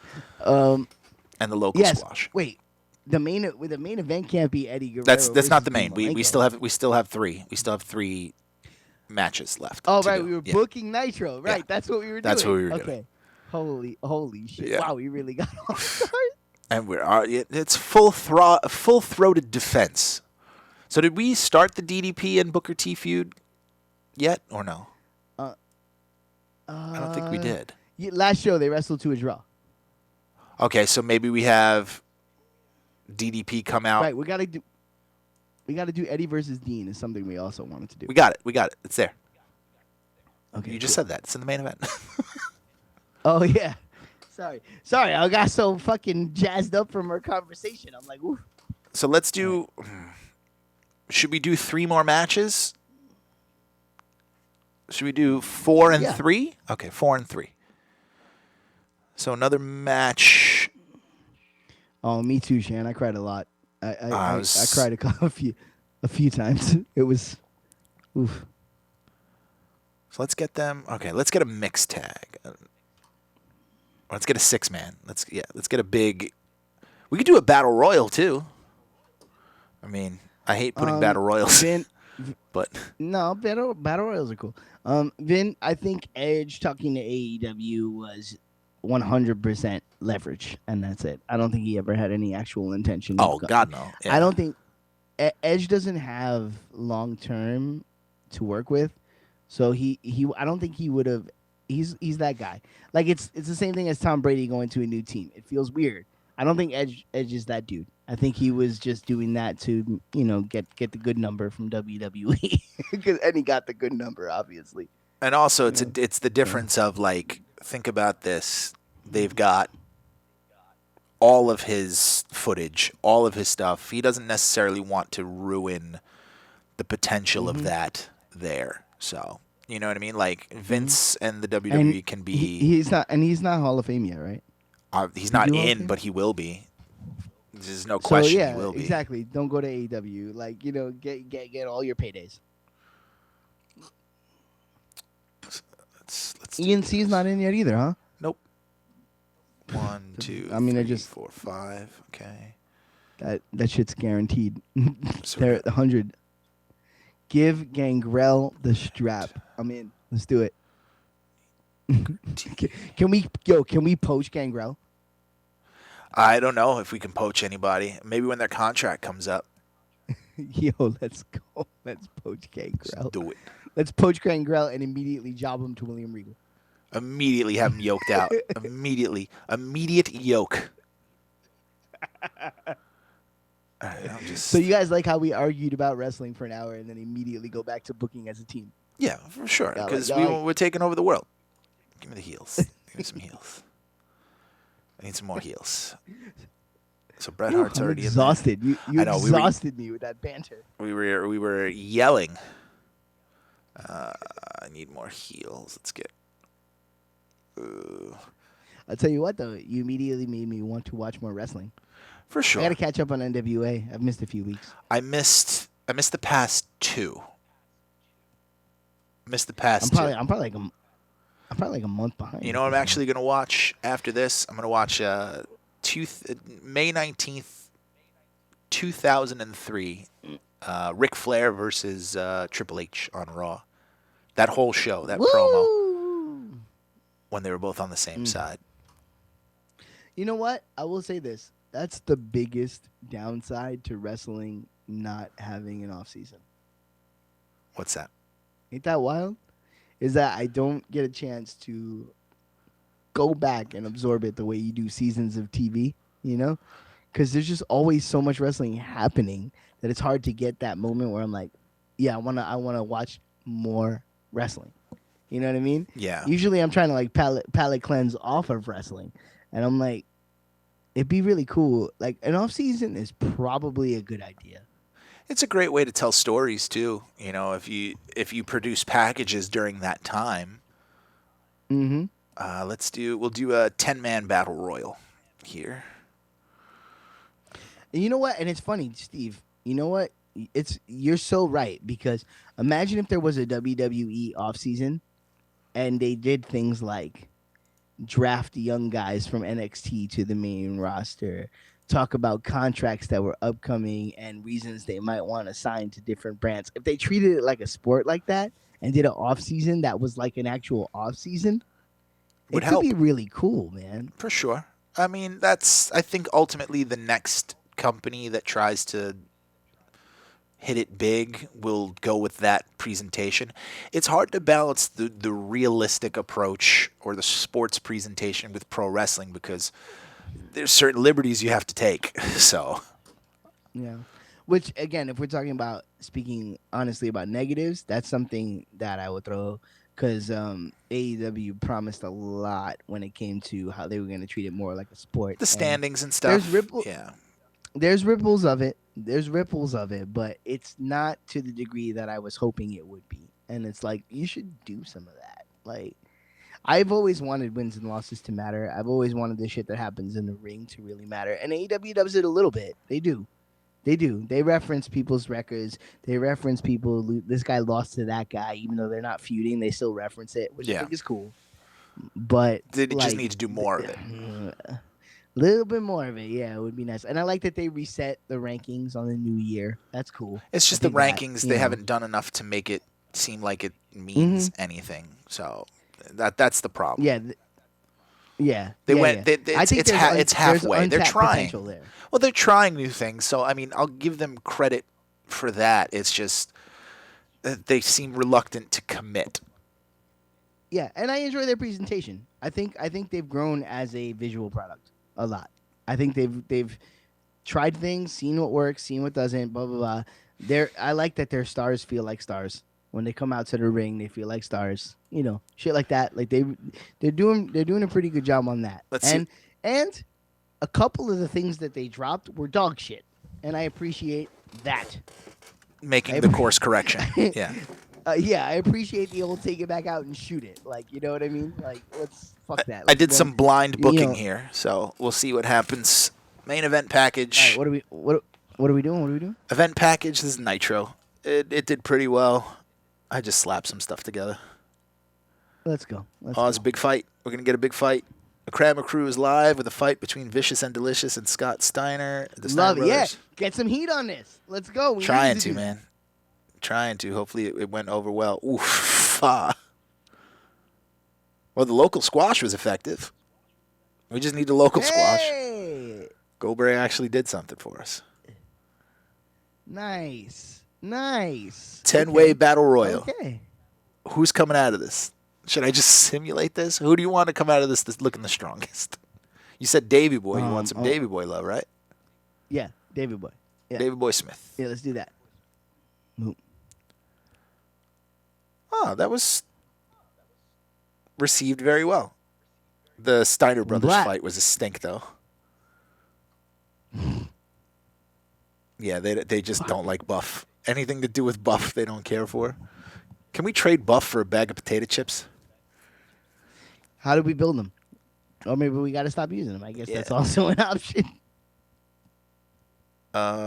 This is good. It's for the title, so I want to keep it on. Do I want to make the switch here? I think I want to make the switch here. Really? I think I want to Okay. shock the world. Yeah.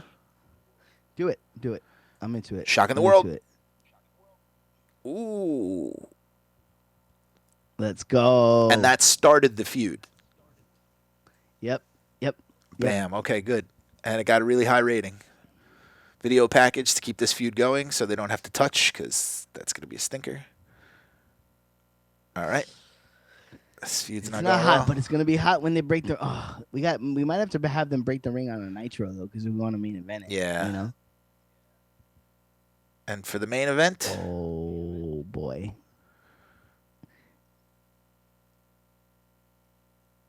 Oh boy.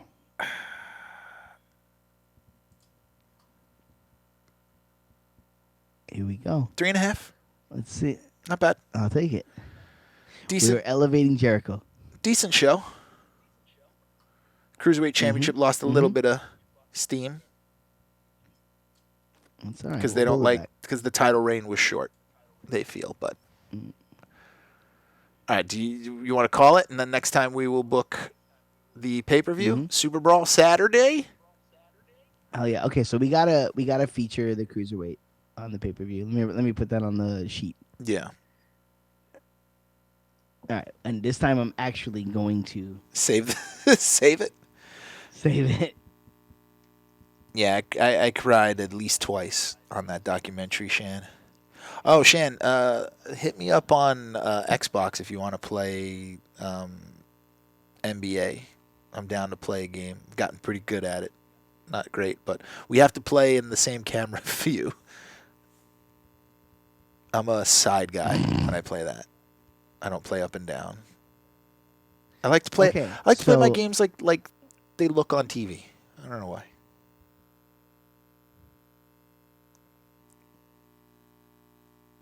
I like Sheeta a lot too. I think she's a believable character. You know, the English notwithstanding, I haven't really heard her cut a promo yet. Statlander is great, and Britt Baker is good on the mic now that they turned her heel. I'm For sure. enjoying her as a heel more, but I think she's green as fuck in the ring. Like Uh, she got a long way to go. the division has a long way to go as a whole. Yeah.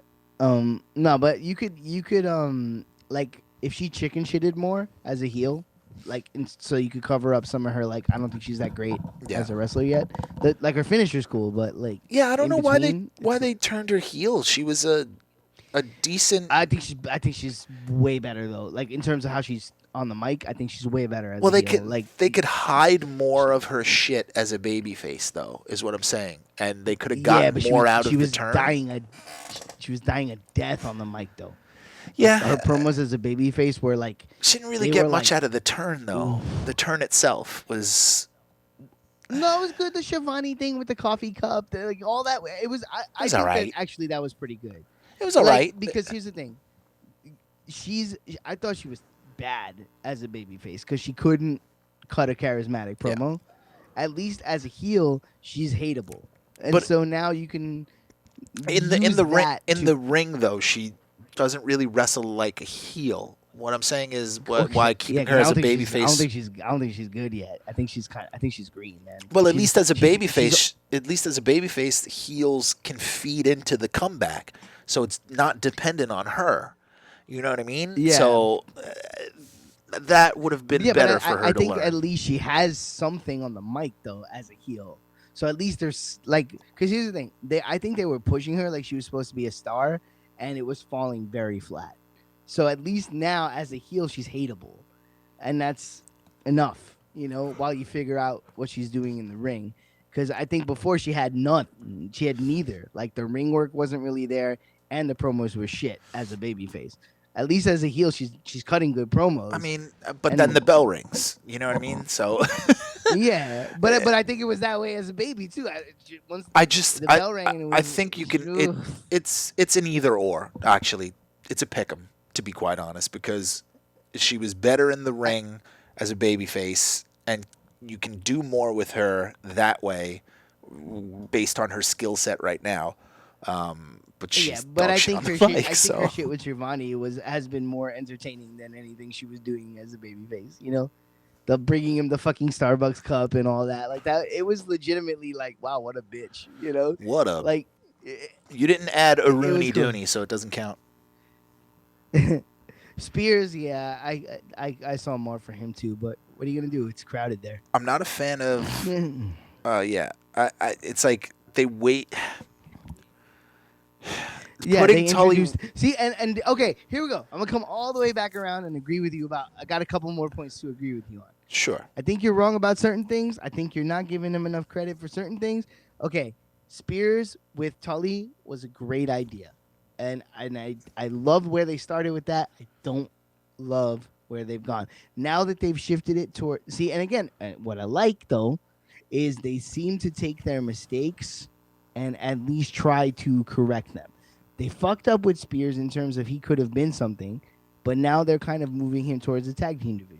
and he's looking for a partner, and Tully's in his ear, and they're going for it. So now they took this thing that had steam, and they didn't fucking capitalize on it, and they're pointing it in a new direction, and now it's like, okay, let's see him get in the tag team division. Let's give it a try. Now, right, it's going from a I think you fucked that up to, okay, let's see where it goes, and I like that. That's what I mean. Instead of abandoning it and Tully just disappearing, they keeping them together and going, okay, now let's move it towards the tag team division and see what happens over here. That goes to my point of hotshot booking. It's like, oh my God, this didn't work, so let's try and do something else with it quickly. Here's the thing. As opposed to actually doing something with what they did. They didn't give that enough time. So oh my God, we made a mistake. Hotshot is changing it and trying to force something quickly without giving it time to breathe. It's the antithesis of long-term booking. It's not quick. They went where they did. Like him and Tully have been together for months. It's not a quick turnaround. They've been 3 together months. for months. 3 months is not long-term. It took Steve Austin. Modern wrestling. Well, but you're presenting. But you're presenting. You're presenting yourself. You're presenting. But you're presenting yourself as an alternative to modern wrestling. Be the alternative. You're doing the same things that everyone else is doing. It's a industry-wide problem. Some of it is growing mistakes, though. You understand that? Some of it is some of it is they talked a big game and then they got in there and they realized shit's harder than you think. Yes, for sure. Exactly. For sure. 100% for sure. But they're still getting praised for things for no reason. They're operating on a separate correction, though. It's not like their course correction. It's not a course correction. They put them in a tag thing and okay. No, but that's not bad though. Because keeping it's not Tully great. There it's not good. Putting and turning. We gotta see. No, because I don't like what they did with Sean. No, because they're gonna change it. I like where they're moving it. Let's see where it goes from here. This is what I'm trying to tell you. As somebody just watching and like taking the other shit out of it, like taking the analytical side out of it and just watching it, I like that they, instead of Tully disappearing from TV and completely retooling Sean Spears and trying to present him as, don't worry about all that, we're doing this with him now, they're acknowledging what happened and they're going, now it's going this way. And for me, I'm like, all right, show me, because that was something I didn't like. I didn't like the way they booked him. I didn't like they didn't capitalize on that momentum when he smashed Cody in the fucking head. You know, there was a lot there. And so at least now, instead of him disappearing completely, it's like, is he going to grab a partner? Who's that partner going to be? I am genuinely intrigued. I want to know who that's going to be. That's them trying to stop the bleeding. That's them not making the right course correction. That's just, man, we have to do something with you, as opposed to just abandoning it. Like, you know what I mean? That's not a course correction. That's like, oh, fuck, we fucked up. Like, here, do this for a while. They're putting him in a holding pattern. That's not course correction. That's different. They put him in a holding pattern. Let me ask you a question. If he ends up in a great tag team, then would you call it course correction? That's what I'm saying. Like, do you only give I wouldn't say it's a course correction because you don't know that it's going to work. So there's no such thing as a course correction. But you gotta try. That's what course correction is.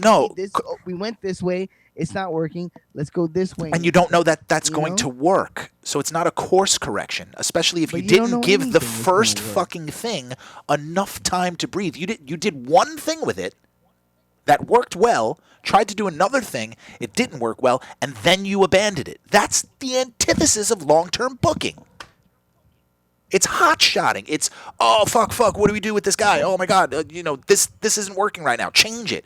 It's the same shit that WWE gets shit for.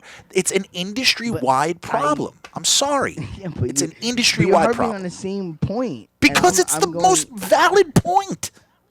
But I agree with you that they didn't book him well. That's where this whole thing started. Sure. They didn't book this guy well. Not everything in AEW falls under that umbrella. I think the world title has been booked great thus far. Disagree only because the switch was too soon. Too soon. Would I have gone a little longer? Maybe, but you know what? In hindsight, for where we ended up with Matt, with Matt Hardy and Chris Jericho, just literally where we ended up to where there's no fucking TV. They got lucky. Like it's good that they did their switch while people were still in the fucking building. Eh. It actually worked out in their fucking favor, dude. So, Like they got no. the championship on the baby face. You don't think Chris Jericho with no crowd could talk his way and keep things interesting more so than Jon Moxley on the mic? Come on. You're speaking crazy shit. By that logic, Matt Hardy should have never came into the picture because you wasted that. Well, here's the thing.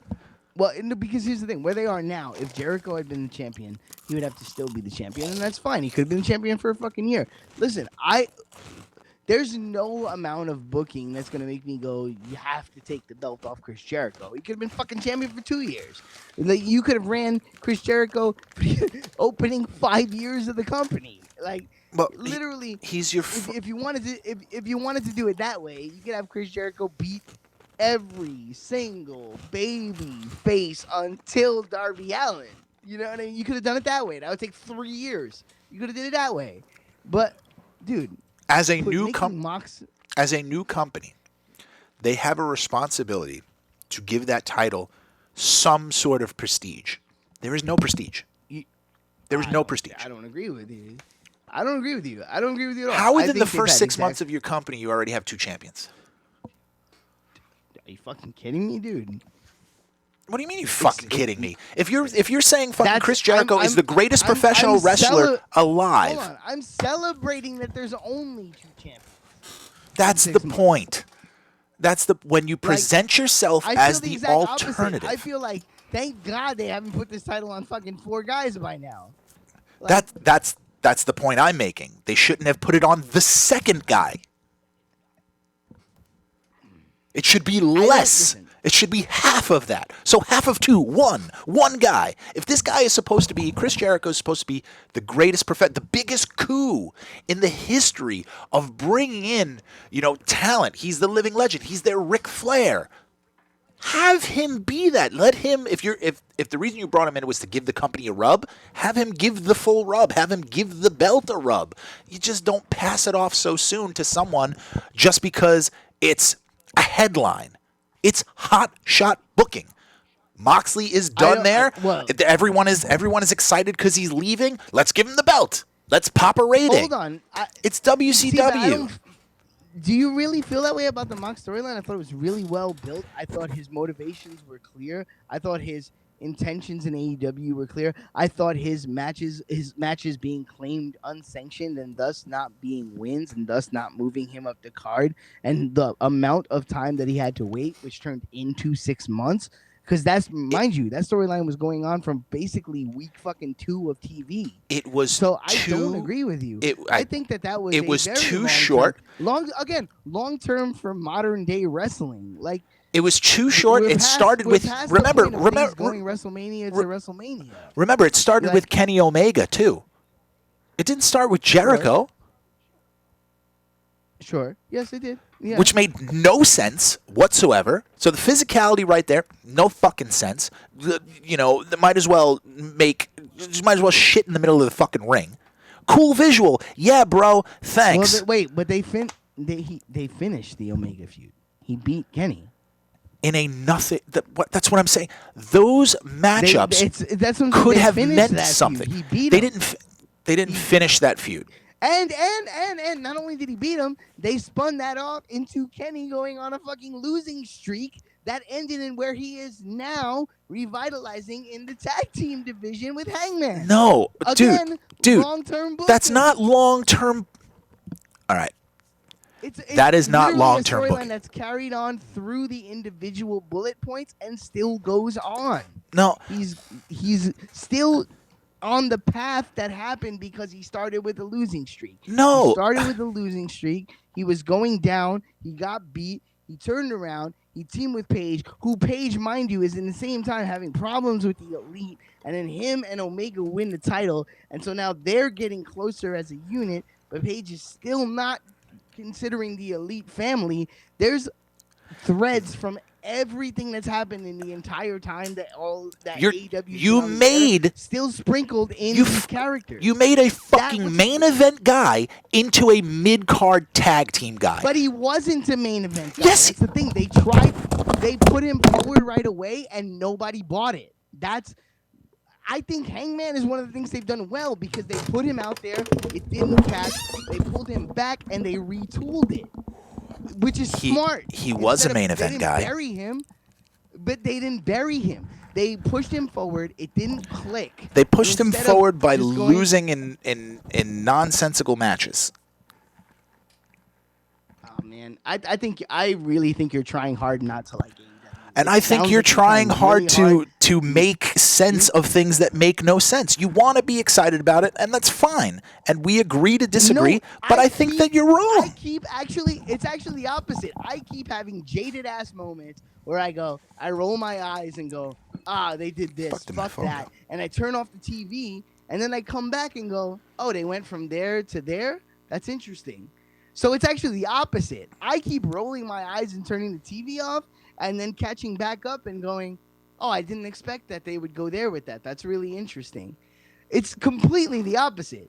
I'm actually going in ready to be jaded, ready to be pissed off, ready to not like it, and every little wrinkle they keep sprinkling in has me surprised and it's the- that they would even reference. And it's the opposite. It's the opposite For me. I'm going in hoping and being disappointed, and then hearing everyone praise something. It's like, are we seeing different things? Because we must be. We must I be think just so. seeing completely different things because it's asinine. It's asinine, and it is a fraudulent way to present your company. I think that you're missing some stuff that's happening. I think that for whatever reason, I think that you're like missing the fact that they're referencing older storylines and that they're folding shit that happened before into what's happening next. And I think you're missing As the a point. guy who just spent fucking 10 years watching WWE, I'm really and I mean, I've spent 30 years watching WWE, Sure. but the last 10 years specifically of WWE, it's really for me, it's really refreshing to feel like the shit that happened before in storylines, whether I think it's the best way they could have treated the character or not. The fact, like I said, I don't agree with the Spears booking. I don't agree. There's plenty of shit I don't agree with. But the fact that they at least reference it and use it in what goes forward, to me, is exciting. I like that. There's the problem. I feel like my time isn't being wasted. Okay, here we go. Here's the best way I can Well, put it. there's the problem. You Let's get away from- you let's get related away it. from those You related it specifics. to WWE as opposed to putting it on No, its but own I- merit. for You just said reference. in comparison to it. WWE Stop comparing it. WWE.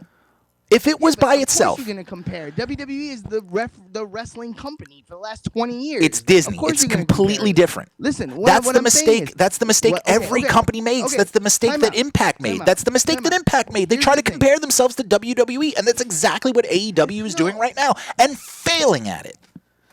That's why the fucking number. Listen to what I'm actually saying. What I don't. Why would I? You're not listening to anything I'm saying. I'm listening to everything. you No! said. I've responded to so many things you You're ju- said. oh my I'm literally Christ. giving you credit when I think you're right and responding to the things you said. I'm listening to everything you're saying. And agreeing. Listen to what I'm actually telling you as a fan. What I have hated as a fan of wrestling, and the major wrestling company is WWE, what I hated as a fan, specifically of how they present things, is I don't feel a long-term investment as a fan for watching their show. I don't think that the last 10 years of me watching WWE wrestling has led to any long-term payoff. I don't feel, besides the moment when they go, such and such needs to be exalted, he's in the Hall of Fame. You know, like besides those moments when they spotlight someone's career, I have not felt a day in, day out payoff for watching their product where I'm like, all these journeys that this character has been through have led to this moment. In fact, my predominant feeling in WWE, and this is before AEW even existed, so it's not about comparison. Which you've done this has whole been, time. It's two wrestling companies, and it's two wrestling companies competing for national attention. To not compare them would be to be ignoring that they exist in the same world. No. There's no reason to do that. No. They can exist separately, and it's fine. But what I'm saying is, I'm watching both shows every week, and the reason, I'm trying to give it to you, the reason that I find myself more excited to watch AEW, which is the truth at this point. I am more excited Sure. to watch AEW than to watch WWE. And it's not because they're doing everything right and they're doing everything wrong. I'm not saying that. I'm not drinking fucking fan Kool-Aid. I'm not going AEW is the new and fucking WWE is the old. I love WWE. I'm a WWE guy. I want them to be fucking incredible. Like, I want this 2-night ridiculous empty arena WrestleMania, whatever the fuck they're doing. I would love it if everybody goes in going, let me watch this shit show, and it turns out to be amazing. I would fucking love that. You know what I mean? I would be the first one to be like, let's go. I'm into it. Let's do it. So it's not about that. I'm not picking a fucking side. I will never pick a side. I didn't pick a side back in the fucking There day. are no sides. My side is wrestling. I like wrestling. Yes, that is my side. Yeah. So, but what gets me excited to watch AEW, I like that they reference the individual storylines as they go and they fold it into the characters. And whether I agree with every single booking decision or not, at least when the shit is happening, I'm going, yeah, I watched that and I saw that happen and I liked it. And as a fan of wrestling, when I watch AEW, I at least feel a grain of respect for my investment in the show. And I feel like when I watch the show, I completely disagree. Whereas in WWE, every week might as well be its own thing, and there was never a week before it. Like they don't treat their characters as characters. It's just lines and dialogue and the same shit. And it's like, I would love it if they did more of something like that. And again, it would probably be better if WWE got a handle on it because they're better at doing this at this stage of the game. But they don't treat the person watching with any regard. I don't think the WWE treats the watcher with any regard. And at least in AEW, I feel like you can carry along something and remember something from a different show and feel like it mattered. Oh my God. And that's why right now I'm enjoying AEW. Like, AEW is an average show. WWE is an average show. Period. They're not doing anything any better. One, they're not rewarding people for watching it at all. They're fucking swindling people. People are watching it because they think that they're getting something that they're not getting on the other show when they're getting the same exact fucking shit. It's an industry-wide why I don't problem. think it's the same at all. Well, I disagree. And I'm saying that I'm disagreeing. That's all. It's okay to disagree. It's okay. You're not going to convince me otherwise, and I'm not going to convince you otherwise. We agree to disagree. Either way, wrestling wins. Well, actually, it fucking loses because it's a shit show, but at least it's still here. Fucking shit show of a goddamn industry. It's just so... Tell him how you really feel, Steve. How I really feel, and I'll leave it at this. We have to do better. Period. It's not enough for me. I am not being rewarded for watching by AEW. I'm not being rewarded by watching by WWE. I'm not being rewarded by watch NWA a little bit, but not much. It is the level of disrespect that a fan gets from stories, from booking, from presentation right now is what I feel. I'm as mad as hell, and I'm not going to take it anymore. Period. I'm not going to fucking make nice and be fucking happy as a wrestling fan anymore. No. No. It's not good enough. It is no longer good enough to just be average. You got guys fucking killing themselves on the fucking independent scene who are 10 times the wrestlers as these people are. 10 times! Why do you think a guy like fucking MJF is a huge fucking star? In any company. He'd be a star wherever he went. Oh, the WWE. The WWE won't let us fucking give him a chance. Bullshit. You got a live fucking mic in your hand. If this means as much to you, say what the fuck you want to say. You get fired from there, guess what? You got another goddamn option. No, you're all pussies and fucking scared right now. But it's starting to happen. It's starting to happen. Brody Lee, Matt Hardy, it's starting to happen. No, it's not. People are starting to go, I'd rather leave. No, No, It's what I'm starting saying, to, what I'm it's gonna, saying, things don't happen overnight. listen to the It's words that starting to I'm happen. saying. You're not understanding the words that I'm saying. I'm saying I on the hear you, television Steve. show that they're unhappy with. Say it on that show. Don't leave and then say it. Say it there while you're there. Take a fucking They're trying to stand. be professionals, man. They're trying to be professionals. There's a way to do it. We saw it for They're trying to be. years. We saw it for years. The professional in professional wrestling doesn't mean follow whatever your company says. Yeah, but okay. Look, you know, and I know AEW is not They're not WCW right now in terms of where they are. No, You WCW was you can't. well ahead of them. Back in the day, you could say that because you were going to another number one. AEW is not a number one yet. Could they get there? Maybe they're not there. They're fucking not there right now. There's, Come on, you're expecting it's guys Disney. to do something that right now. How the fuck are you gonna do that? How the fuck are you gonna go on WWE TV and go rogue and say whatever the fuck is on your mind? Would that not make the biggest star in the world? Sure. If someone who could talk, if say Kevin Owens did that, right? I agree, Ben. I agree that MJF is the best thing going in pro wrestling right now. I agree with that. Actually. Someone has to do it.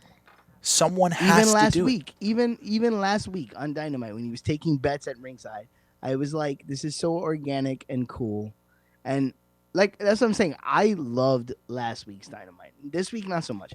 Last week, I fucking loved it, and I was like, and that's kind of maybe that's where a bit of the passion in this conversation is coming from.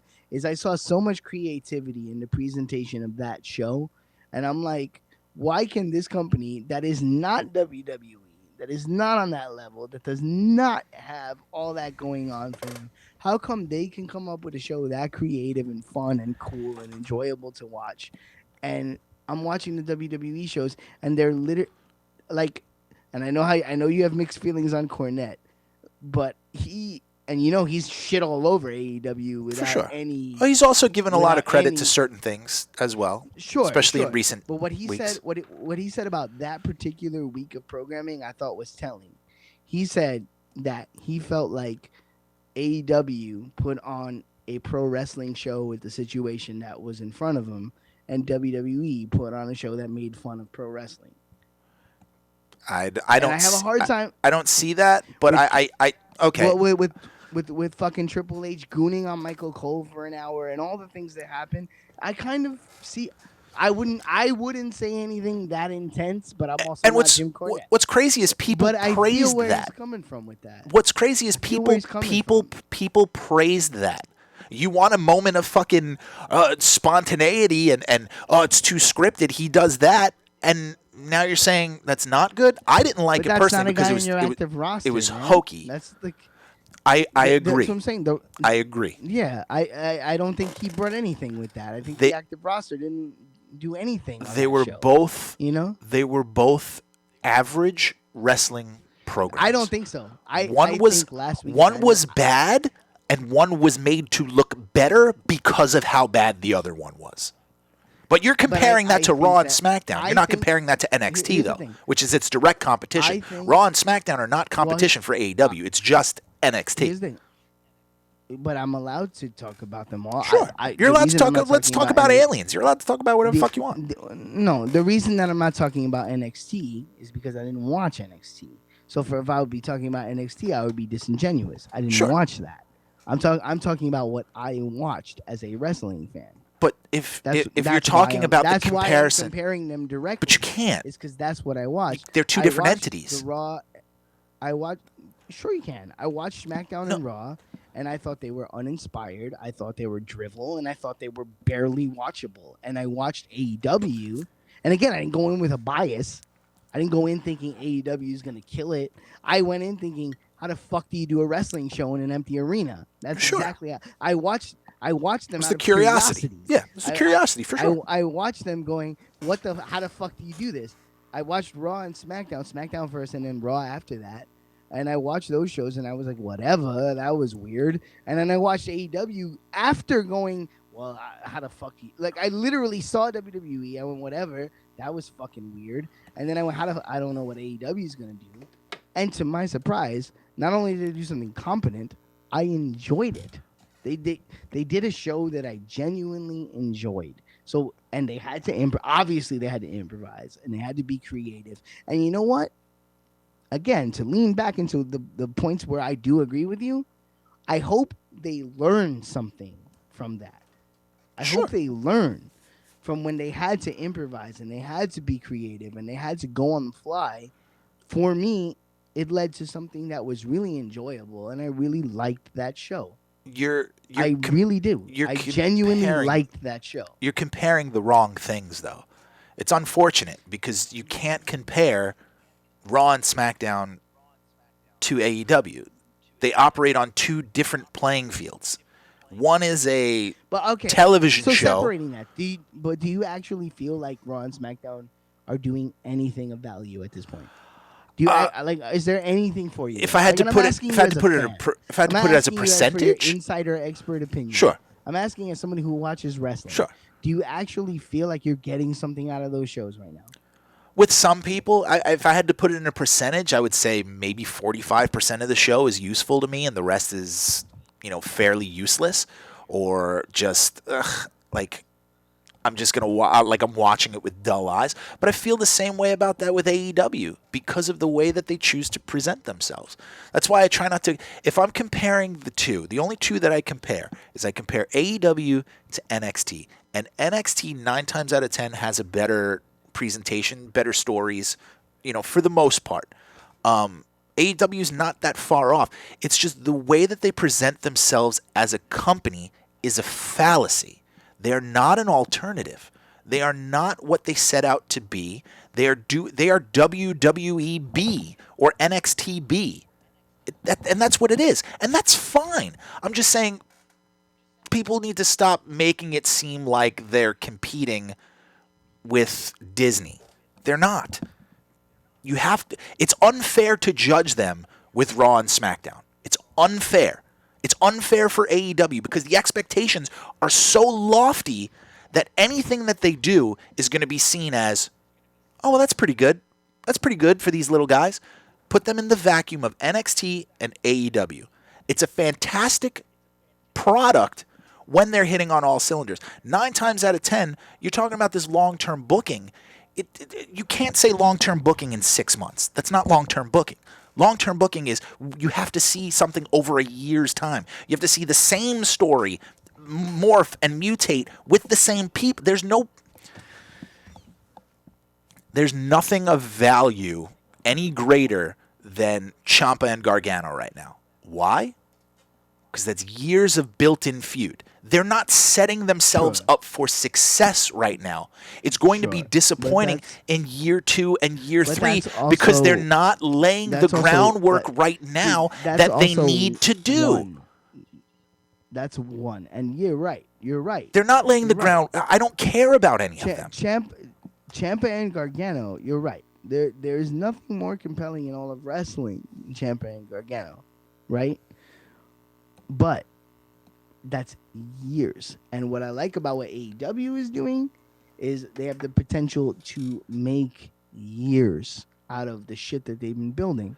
Now, yes, they're moving the storylines along, and yes, things are quick, turning over.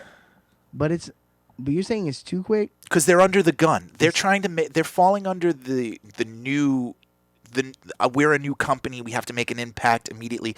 They're falling under the thing that Impact Wrestling did when they moved to Monday nights, which was a mistake. But they're a million years ahead of Impact. For sure. Come on. For sure. But they're making a lot of the same small mistakes. Will you give them... sure, I am right now. To me... Absolutely. Right? That's what I'm saying. Sure. Actually say it. Yeah. With the exception of the early TNA run up until the Hogan era. So from Hogan era on, AEW is a better company even in 6 months than TNA has been. That's my opinion. Austin Aries and the Aces and Eights aside, they had spot stuff. but I think that AEW is doing a better job maximizing their TV. But here's the thing. You also have to weigh it evenly. They also have the advantage of having a billionaire's money as well and being on a way better television distribution form, market. They have a way better infrastructure than any other competing company has ever had besides WCW. They have a better. That's what we need. I'm saying that too. I'm disappointed in AEW. It's coming from a place of disappointment because they're moving too fast and they're not setting themselves. They're worried about year 1 when they should be worried about year 5. They should be telling stories in year 1 that pay off in year 4 or year 5. If you're saying you're the alternative to professional wrestling and you're being professional wrestling and not sports entertainment, that's what you do. Dusty and fucking Flair, how many years did they tell that story? Extended. It was always a story. Sure, they wove even out, in and out briefly. But again, you're painting with rose-colored glasses because they never made TV money. That's true. That's fair. Come on. That's fair. We're talking about TV wrestling. There's a way to do what you're talking about. Well, no. They did it on they did it on a lesser scale. They did it on TBS. They did it on the Superstation 605. Sure. Yeah. But it was contained. What I'm saying is, you're talking about national TV money, national TV wrestling, the way you and I know it to be. Sure. Is a product of 90s and forward, and probably late 90s and forward, if we're being honest. You're saying currently. You're saying currently is a byproduct of that era. Is that what you're saying? I want to be clear with what you're saying. Okay. That is the birth of modern TV wrestling. Fair enough. Yes. So I love you and I appreciate what you're saying, because as a wrestling fan, I also love those things. Sure. I love long term on that kind of scale. Where I think you and I are getting crossed is, I'm looking at the booking that AEW is doing, and I'm seeing long-term booking in the modern sense. I'm looking at wrestling from 99 up, and I'm going, I like what they're doing, because it is taking into account the storylines, and it is taking into account the length of things and the rankings, and they're not doing it perfect, and they're fucking up tons of things all over the place. Sure. But there does seem to be some adherence to cohesion. They're looking for ways to tie things to each other and to the grand scheme of the company, and I really like it. It's not perfect. I would change and it's okay. It's okay. It's okay to like it. Okay, here's what I'm saying. I'm enthusiastic about it. That's the best way I could put it. You're hopeful. I'm enthusiastic about it. It doesn't have me feeling jaded. The title switch. Okay, if I was booking it, I wouldn't have done it there. Sure, for real. absolutely. And I agree with you. But it didn't have me rolling. Because it didn't have me rolling my eyes, though. It didn't have me going, "Oh fuck, they did it." Well, it's because you're not. I understood why they did it. Take the company as a whole. It didn't feel outlandish, is what I'm saying. It didn't feel like It felt like. I'm not saying it was outlandish. I was disappointed with the wasted opportunity, because no one was. They took 2 made men and didn't make anybody else with it. They didn't make the title. They didn't make the company with 2 made men. Though they're already made and over walking in. So you don't have to do much with them, but continue the feud. No, but John needed something. He did. Not in that context. Not for that audience. We love that motherfucker. I love that motherfucker. But I love that dude. But he needed to 100% what he was saying. Did it have to happen there? No. But he needed that. He needed that win. Jericho, that loss is nothing. But as you see with the way the booking has gone since, Jericho is still exactly where he was. Jericho didn't. That loss, that moment means more to Moxley. And again, I'm glad that it happened there with the hindsight of what happened since, because at least it happened in an arena full of people and we got a pop. But it means less than it could have for everyone involved. And that's what I'm saying about the industry. Hold on. That's what I'm saying. As the industry as a whole is not taking care of these things. As a whole, across the board, we're not taking care of these things. There's a way to tell modern stories in long-term form. You can't call it long-term booking if the guy wins the title in basically his first opportunity out in your brand new company, that the title has no prestige as far as outside of the hardcores who are going to follow them anyway. So the AEW hardcores Right. already But and already also placed Fozzy, a Fozzy theme. though. Fozzy. Fozzy plays a little bit of a role. He was booked to tour with Fozzy. Yeah, but You can't go. then you don't. You can't treat that like nothing. Then He was you the don't. champion, Then you and he's don't booked do to it. tour with Fozzy. Then you give it the same kind of fuck. Don't put it on him then that you do with the WWE when he tours. When they got shit for, oh man, Jericho had to drop this story in the middle of it. Oh man, fucking Kevin Owens and one of the greatest stories ever. He went away for a while and then came back.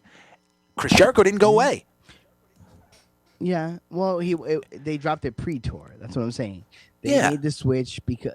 Well, here's what I think they did. That They should made have been the creative- write-off for him. If he loses They- there, then he goes away. Had they done enough fucking in them, who would be the second in command for the Inner Circle? Who is set up to take over that in the absence of Jericho? Sammy. Sammy? I know, and he's not there, and He's he's not not there ready yet. But He could be. But they are building it. Sure. They are, and I'm gonna give him credit. They Sure. are building him.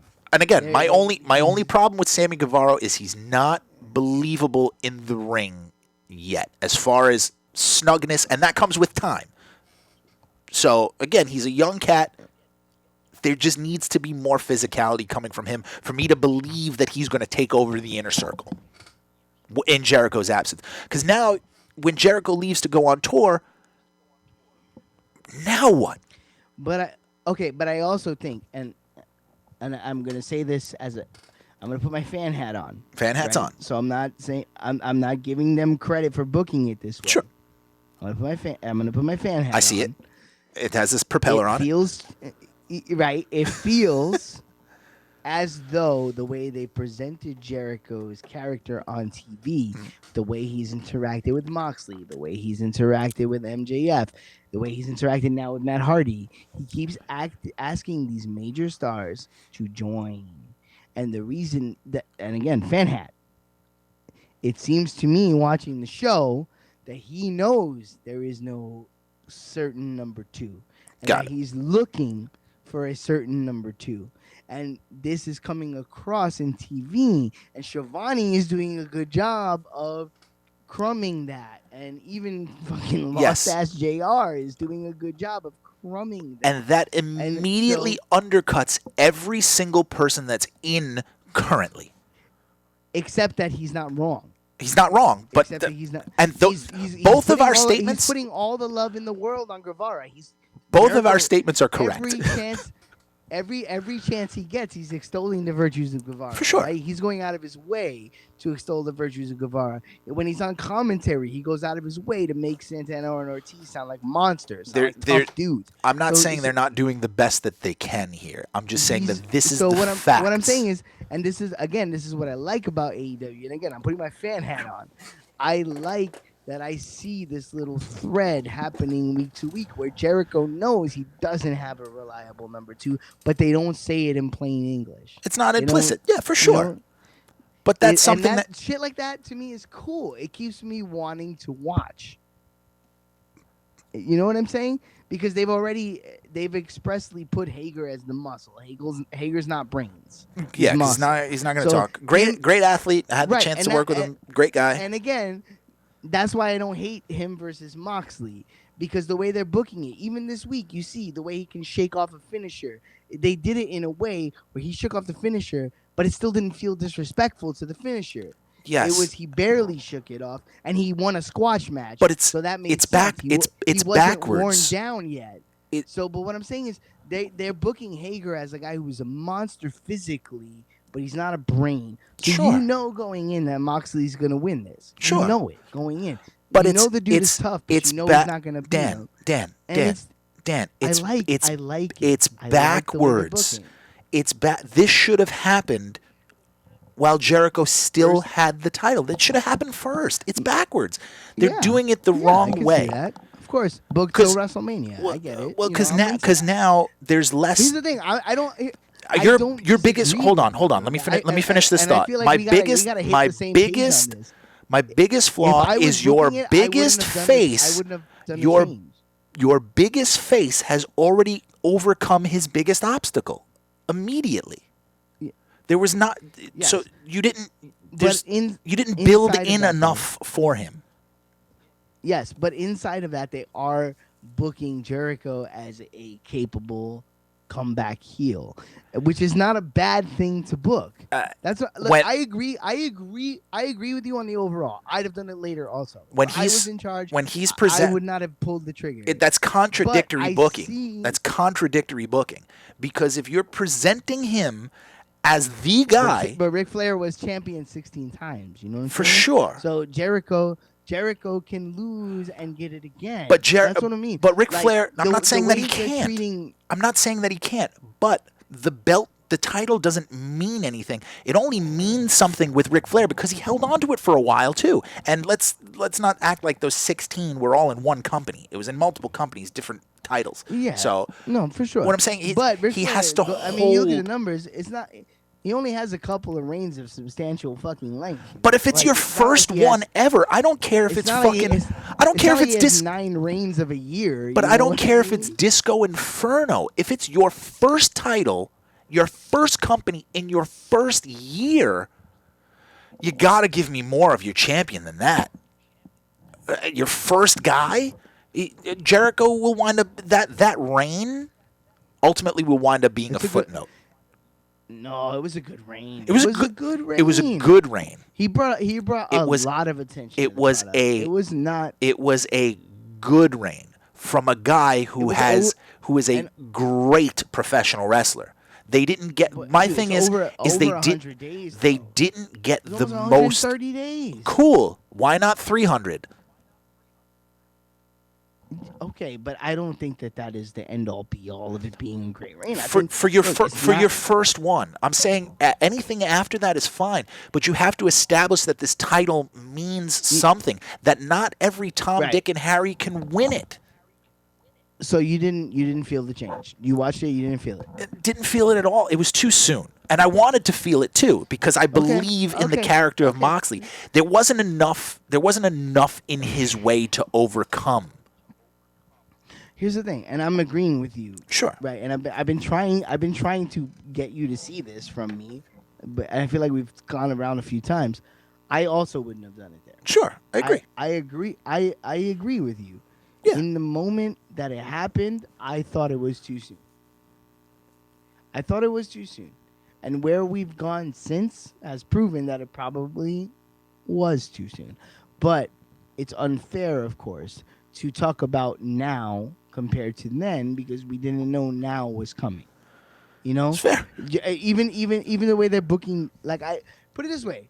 What has I was about to say WCW. What has AEW done that WWE hasn't done? They've given a storyline reason for the empty arena. Yeah. Jericho has banned fans from the arena. See, that's You know what good. I'm That's saying? good and bad. That's Brilliant. good. That's good and bad. Brilliant. But it would have been better if he was the champion. Right? Yes, one. Like, you couldn't have known this was coming. But two- is the thing. But two, you can't make a world like that and then break it. I think it's ludicrous to do that because, you're asking us to suspend our disbelief, and we do, and then you have a fucking drone coming from, you know what I mean? It's like either or. Either or. Stop playing with the reality of it, or if you're going to do it, go full Oh, bore. yeah. And they didn't. They're mixing okay, it sorry, on. What's up? I saw Vin in the chant. Yeah, I didn't see what he said. When MJF gets to be champion, he's gonna be amazing. Sorry, me and Steve get caught up on this shit. We do. I Right now, think we're we not just even did playing a game. We're another just half talking. an hour. Yeah. All right. We're going to wrap this up in a second. I swear. I swear we are. Whatever. That's what these streams are. We talk wrestling. We book the card. It's fine. Steve. I'm happy. Right. Are you? Are Yes. you? Because I am. I'm think- absolutely happy. look, I just hold it I just hold it to a different AEW standard. exactly what I would have booked or what I think would be the best thing for wrestling? No. Do I think they've made mistakes along the way? Yes. But do I think it is a viable alternative wrestling program that you can watch in tandem with WWE, or if you're tired of WWE, fucking yes. I really like that their show is consistent to itself. They catch up the fans if you've missed. They they reference older storylines. There's enough going on in AEW that I think if you never liked wrestling before and you stumbled on AEW, it could make you a wrestling fan. And I Sure. respect them for that because I watched TNA for a long time and it never And got had no that. payoff. Yeah, for sure. I agree with you It 100% with that. So 100%. that's where I'm coming from. Sure. I think that this is valuable pro wrestling. I think that they are doing something that is very much in the vein of what I liked about wrestling. I don't think they're getting everything right. I think they're going through a ton of growing pains, but I think that they are. I believe in their intention. Is what Absolutely. I'm saying. I will that agree with that 100%. I believe that they are trying to do the best that they can, and they are doing it from a place of they want to make professional wrestling better. I just feel like they're doing themselves a disservice right now by not setting themselves up for the future because they're too worried about the present, which a lot of companies that try to compete with WWE do. They try to punch up and do everything fast, fast, fast, fast, fast, and then it's like, oh, well, we've exhausted ourselves creatively immediately. That's why I didn't like the double debut on Dynamite, because that's weeks of TV. You can tell. You know what I mean? That's weeks of But we're in a a weird tease. place. We're in a Like, right very now it's weird hard to place tell. for sure. Who knows what they would have done if shit was normal, right? Don't, Who knows? don't forget, the most We're important dealing- thing is, wait, let me point to it. Am I pointing the right way? No. Am I pointing to Blargy causing corona? Or Barona? Yes. Blargy Wait, caused, I'll point us up. I Yes. think. Wait, it's this way probably. I think. I don't know. Yep, there we go. We're getting closer. Yeah, there we go. No, you're the other way. You got to go the other way. Yeah. Remember, I flipped your camera. I I'm flipped your pointing at camera. it. No, wait, it's the other way. It's the other Yeah, way. it's the other way. All right, we're getting out of here. We're going to go. We booked 2.5 shows and then argued for like an hour. That's what it We're is. Awful people. I'm going to go play That's what basketball. it's. Get used to the series. It's gonna go for a while. Yes, it's going to go for a long time. Hopefully you guys had fun. We'll let you know next time it happens. Sorry for the technical difficulties in the beginning, but that's you're not paying us, so go fuck yourself. If you're paying We us, have a we'll get better. champion to change. Yeah, and watch wrestling, guys. We're the only reason why Yeah, we're for talking real. about it like this is because we're very passionate fans. We love it. It's it's something that's been a part of our family since we were on our grandmother's knee, our dad's, well, not mine, but our families love. A little serious moment there. Our families love it. It's a generational thing for us, so that's why we're so passionate about it and we love it. Don't take this as anything more than we thank love you for hanging out, man. professional wrestling. I know we got a little caught up in what we're talking about, but we see everything you're saying, man. Like wrestling is awesome. I think it's a wonderful combination between physical expressiveness and creative theater. It's like it's one of those things that I've always loved it, and I've always thought that it was a beautiful form of expression and creativity. And part of the reason we get so fucking pissed off is because we just straight up love it, man. It's wrestling is so cool, and I continue to think it's cool, and I continue to find cool things to like about it.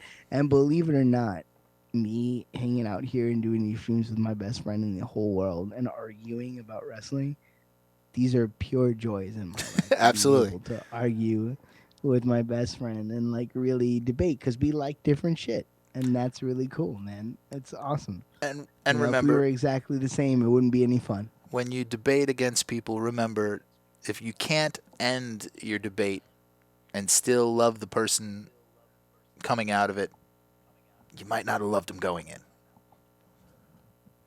Take that exactly. as your food for thought. We love you. We will see you soon. Stay safe. Stay healthy. Wash your ass. And remember, never, ever, ever invest in Blargy Coin. But they Not better than Shawn Michaels.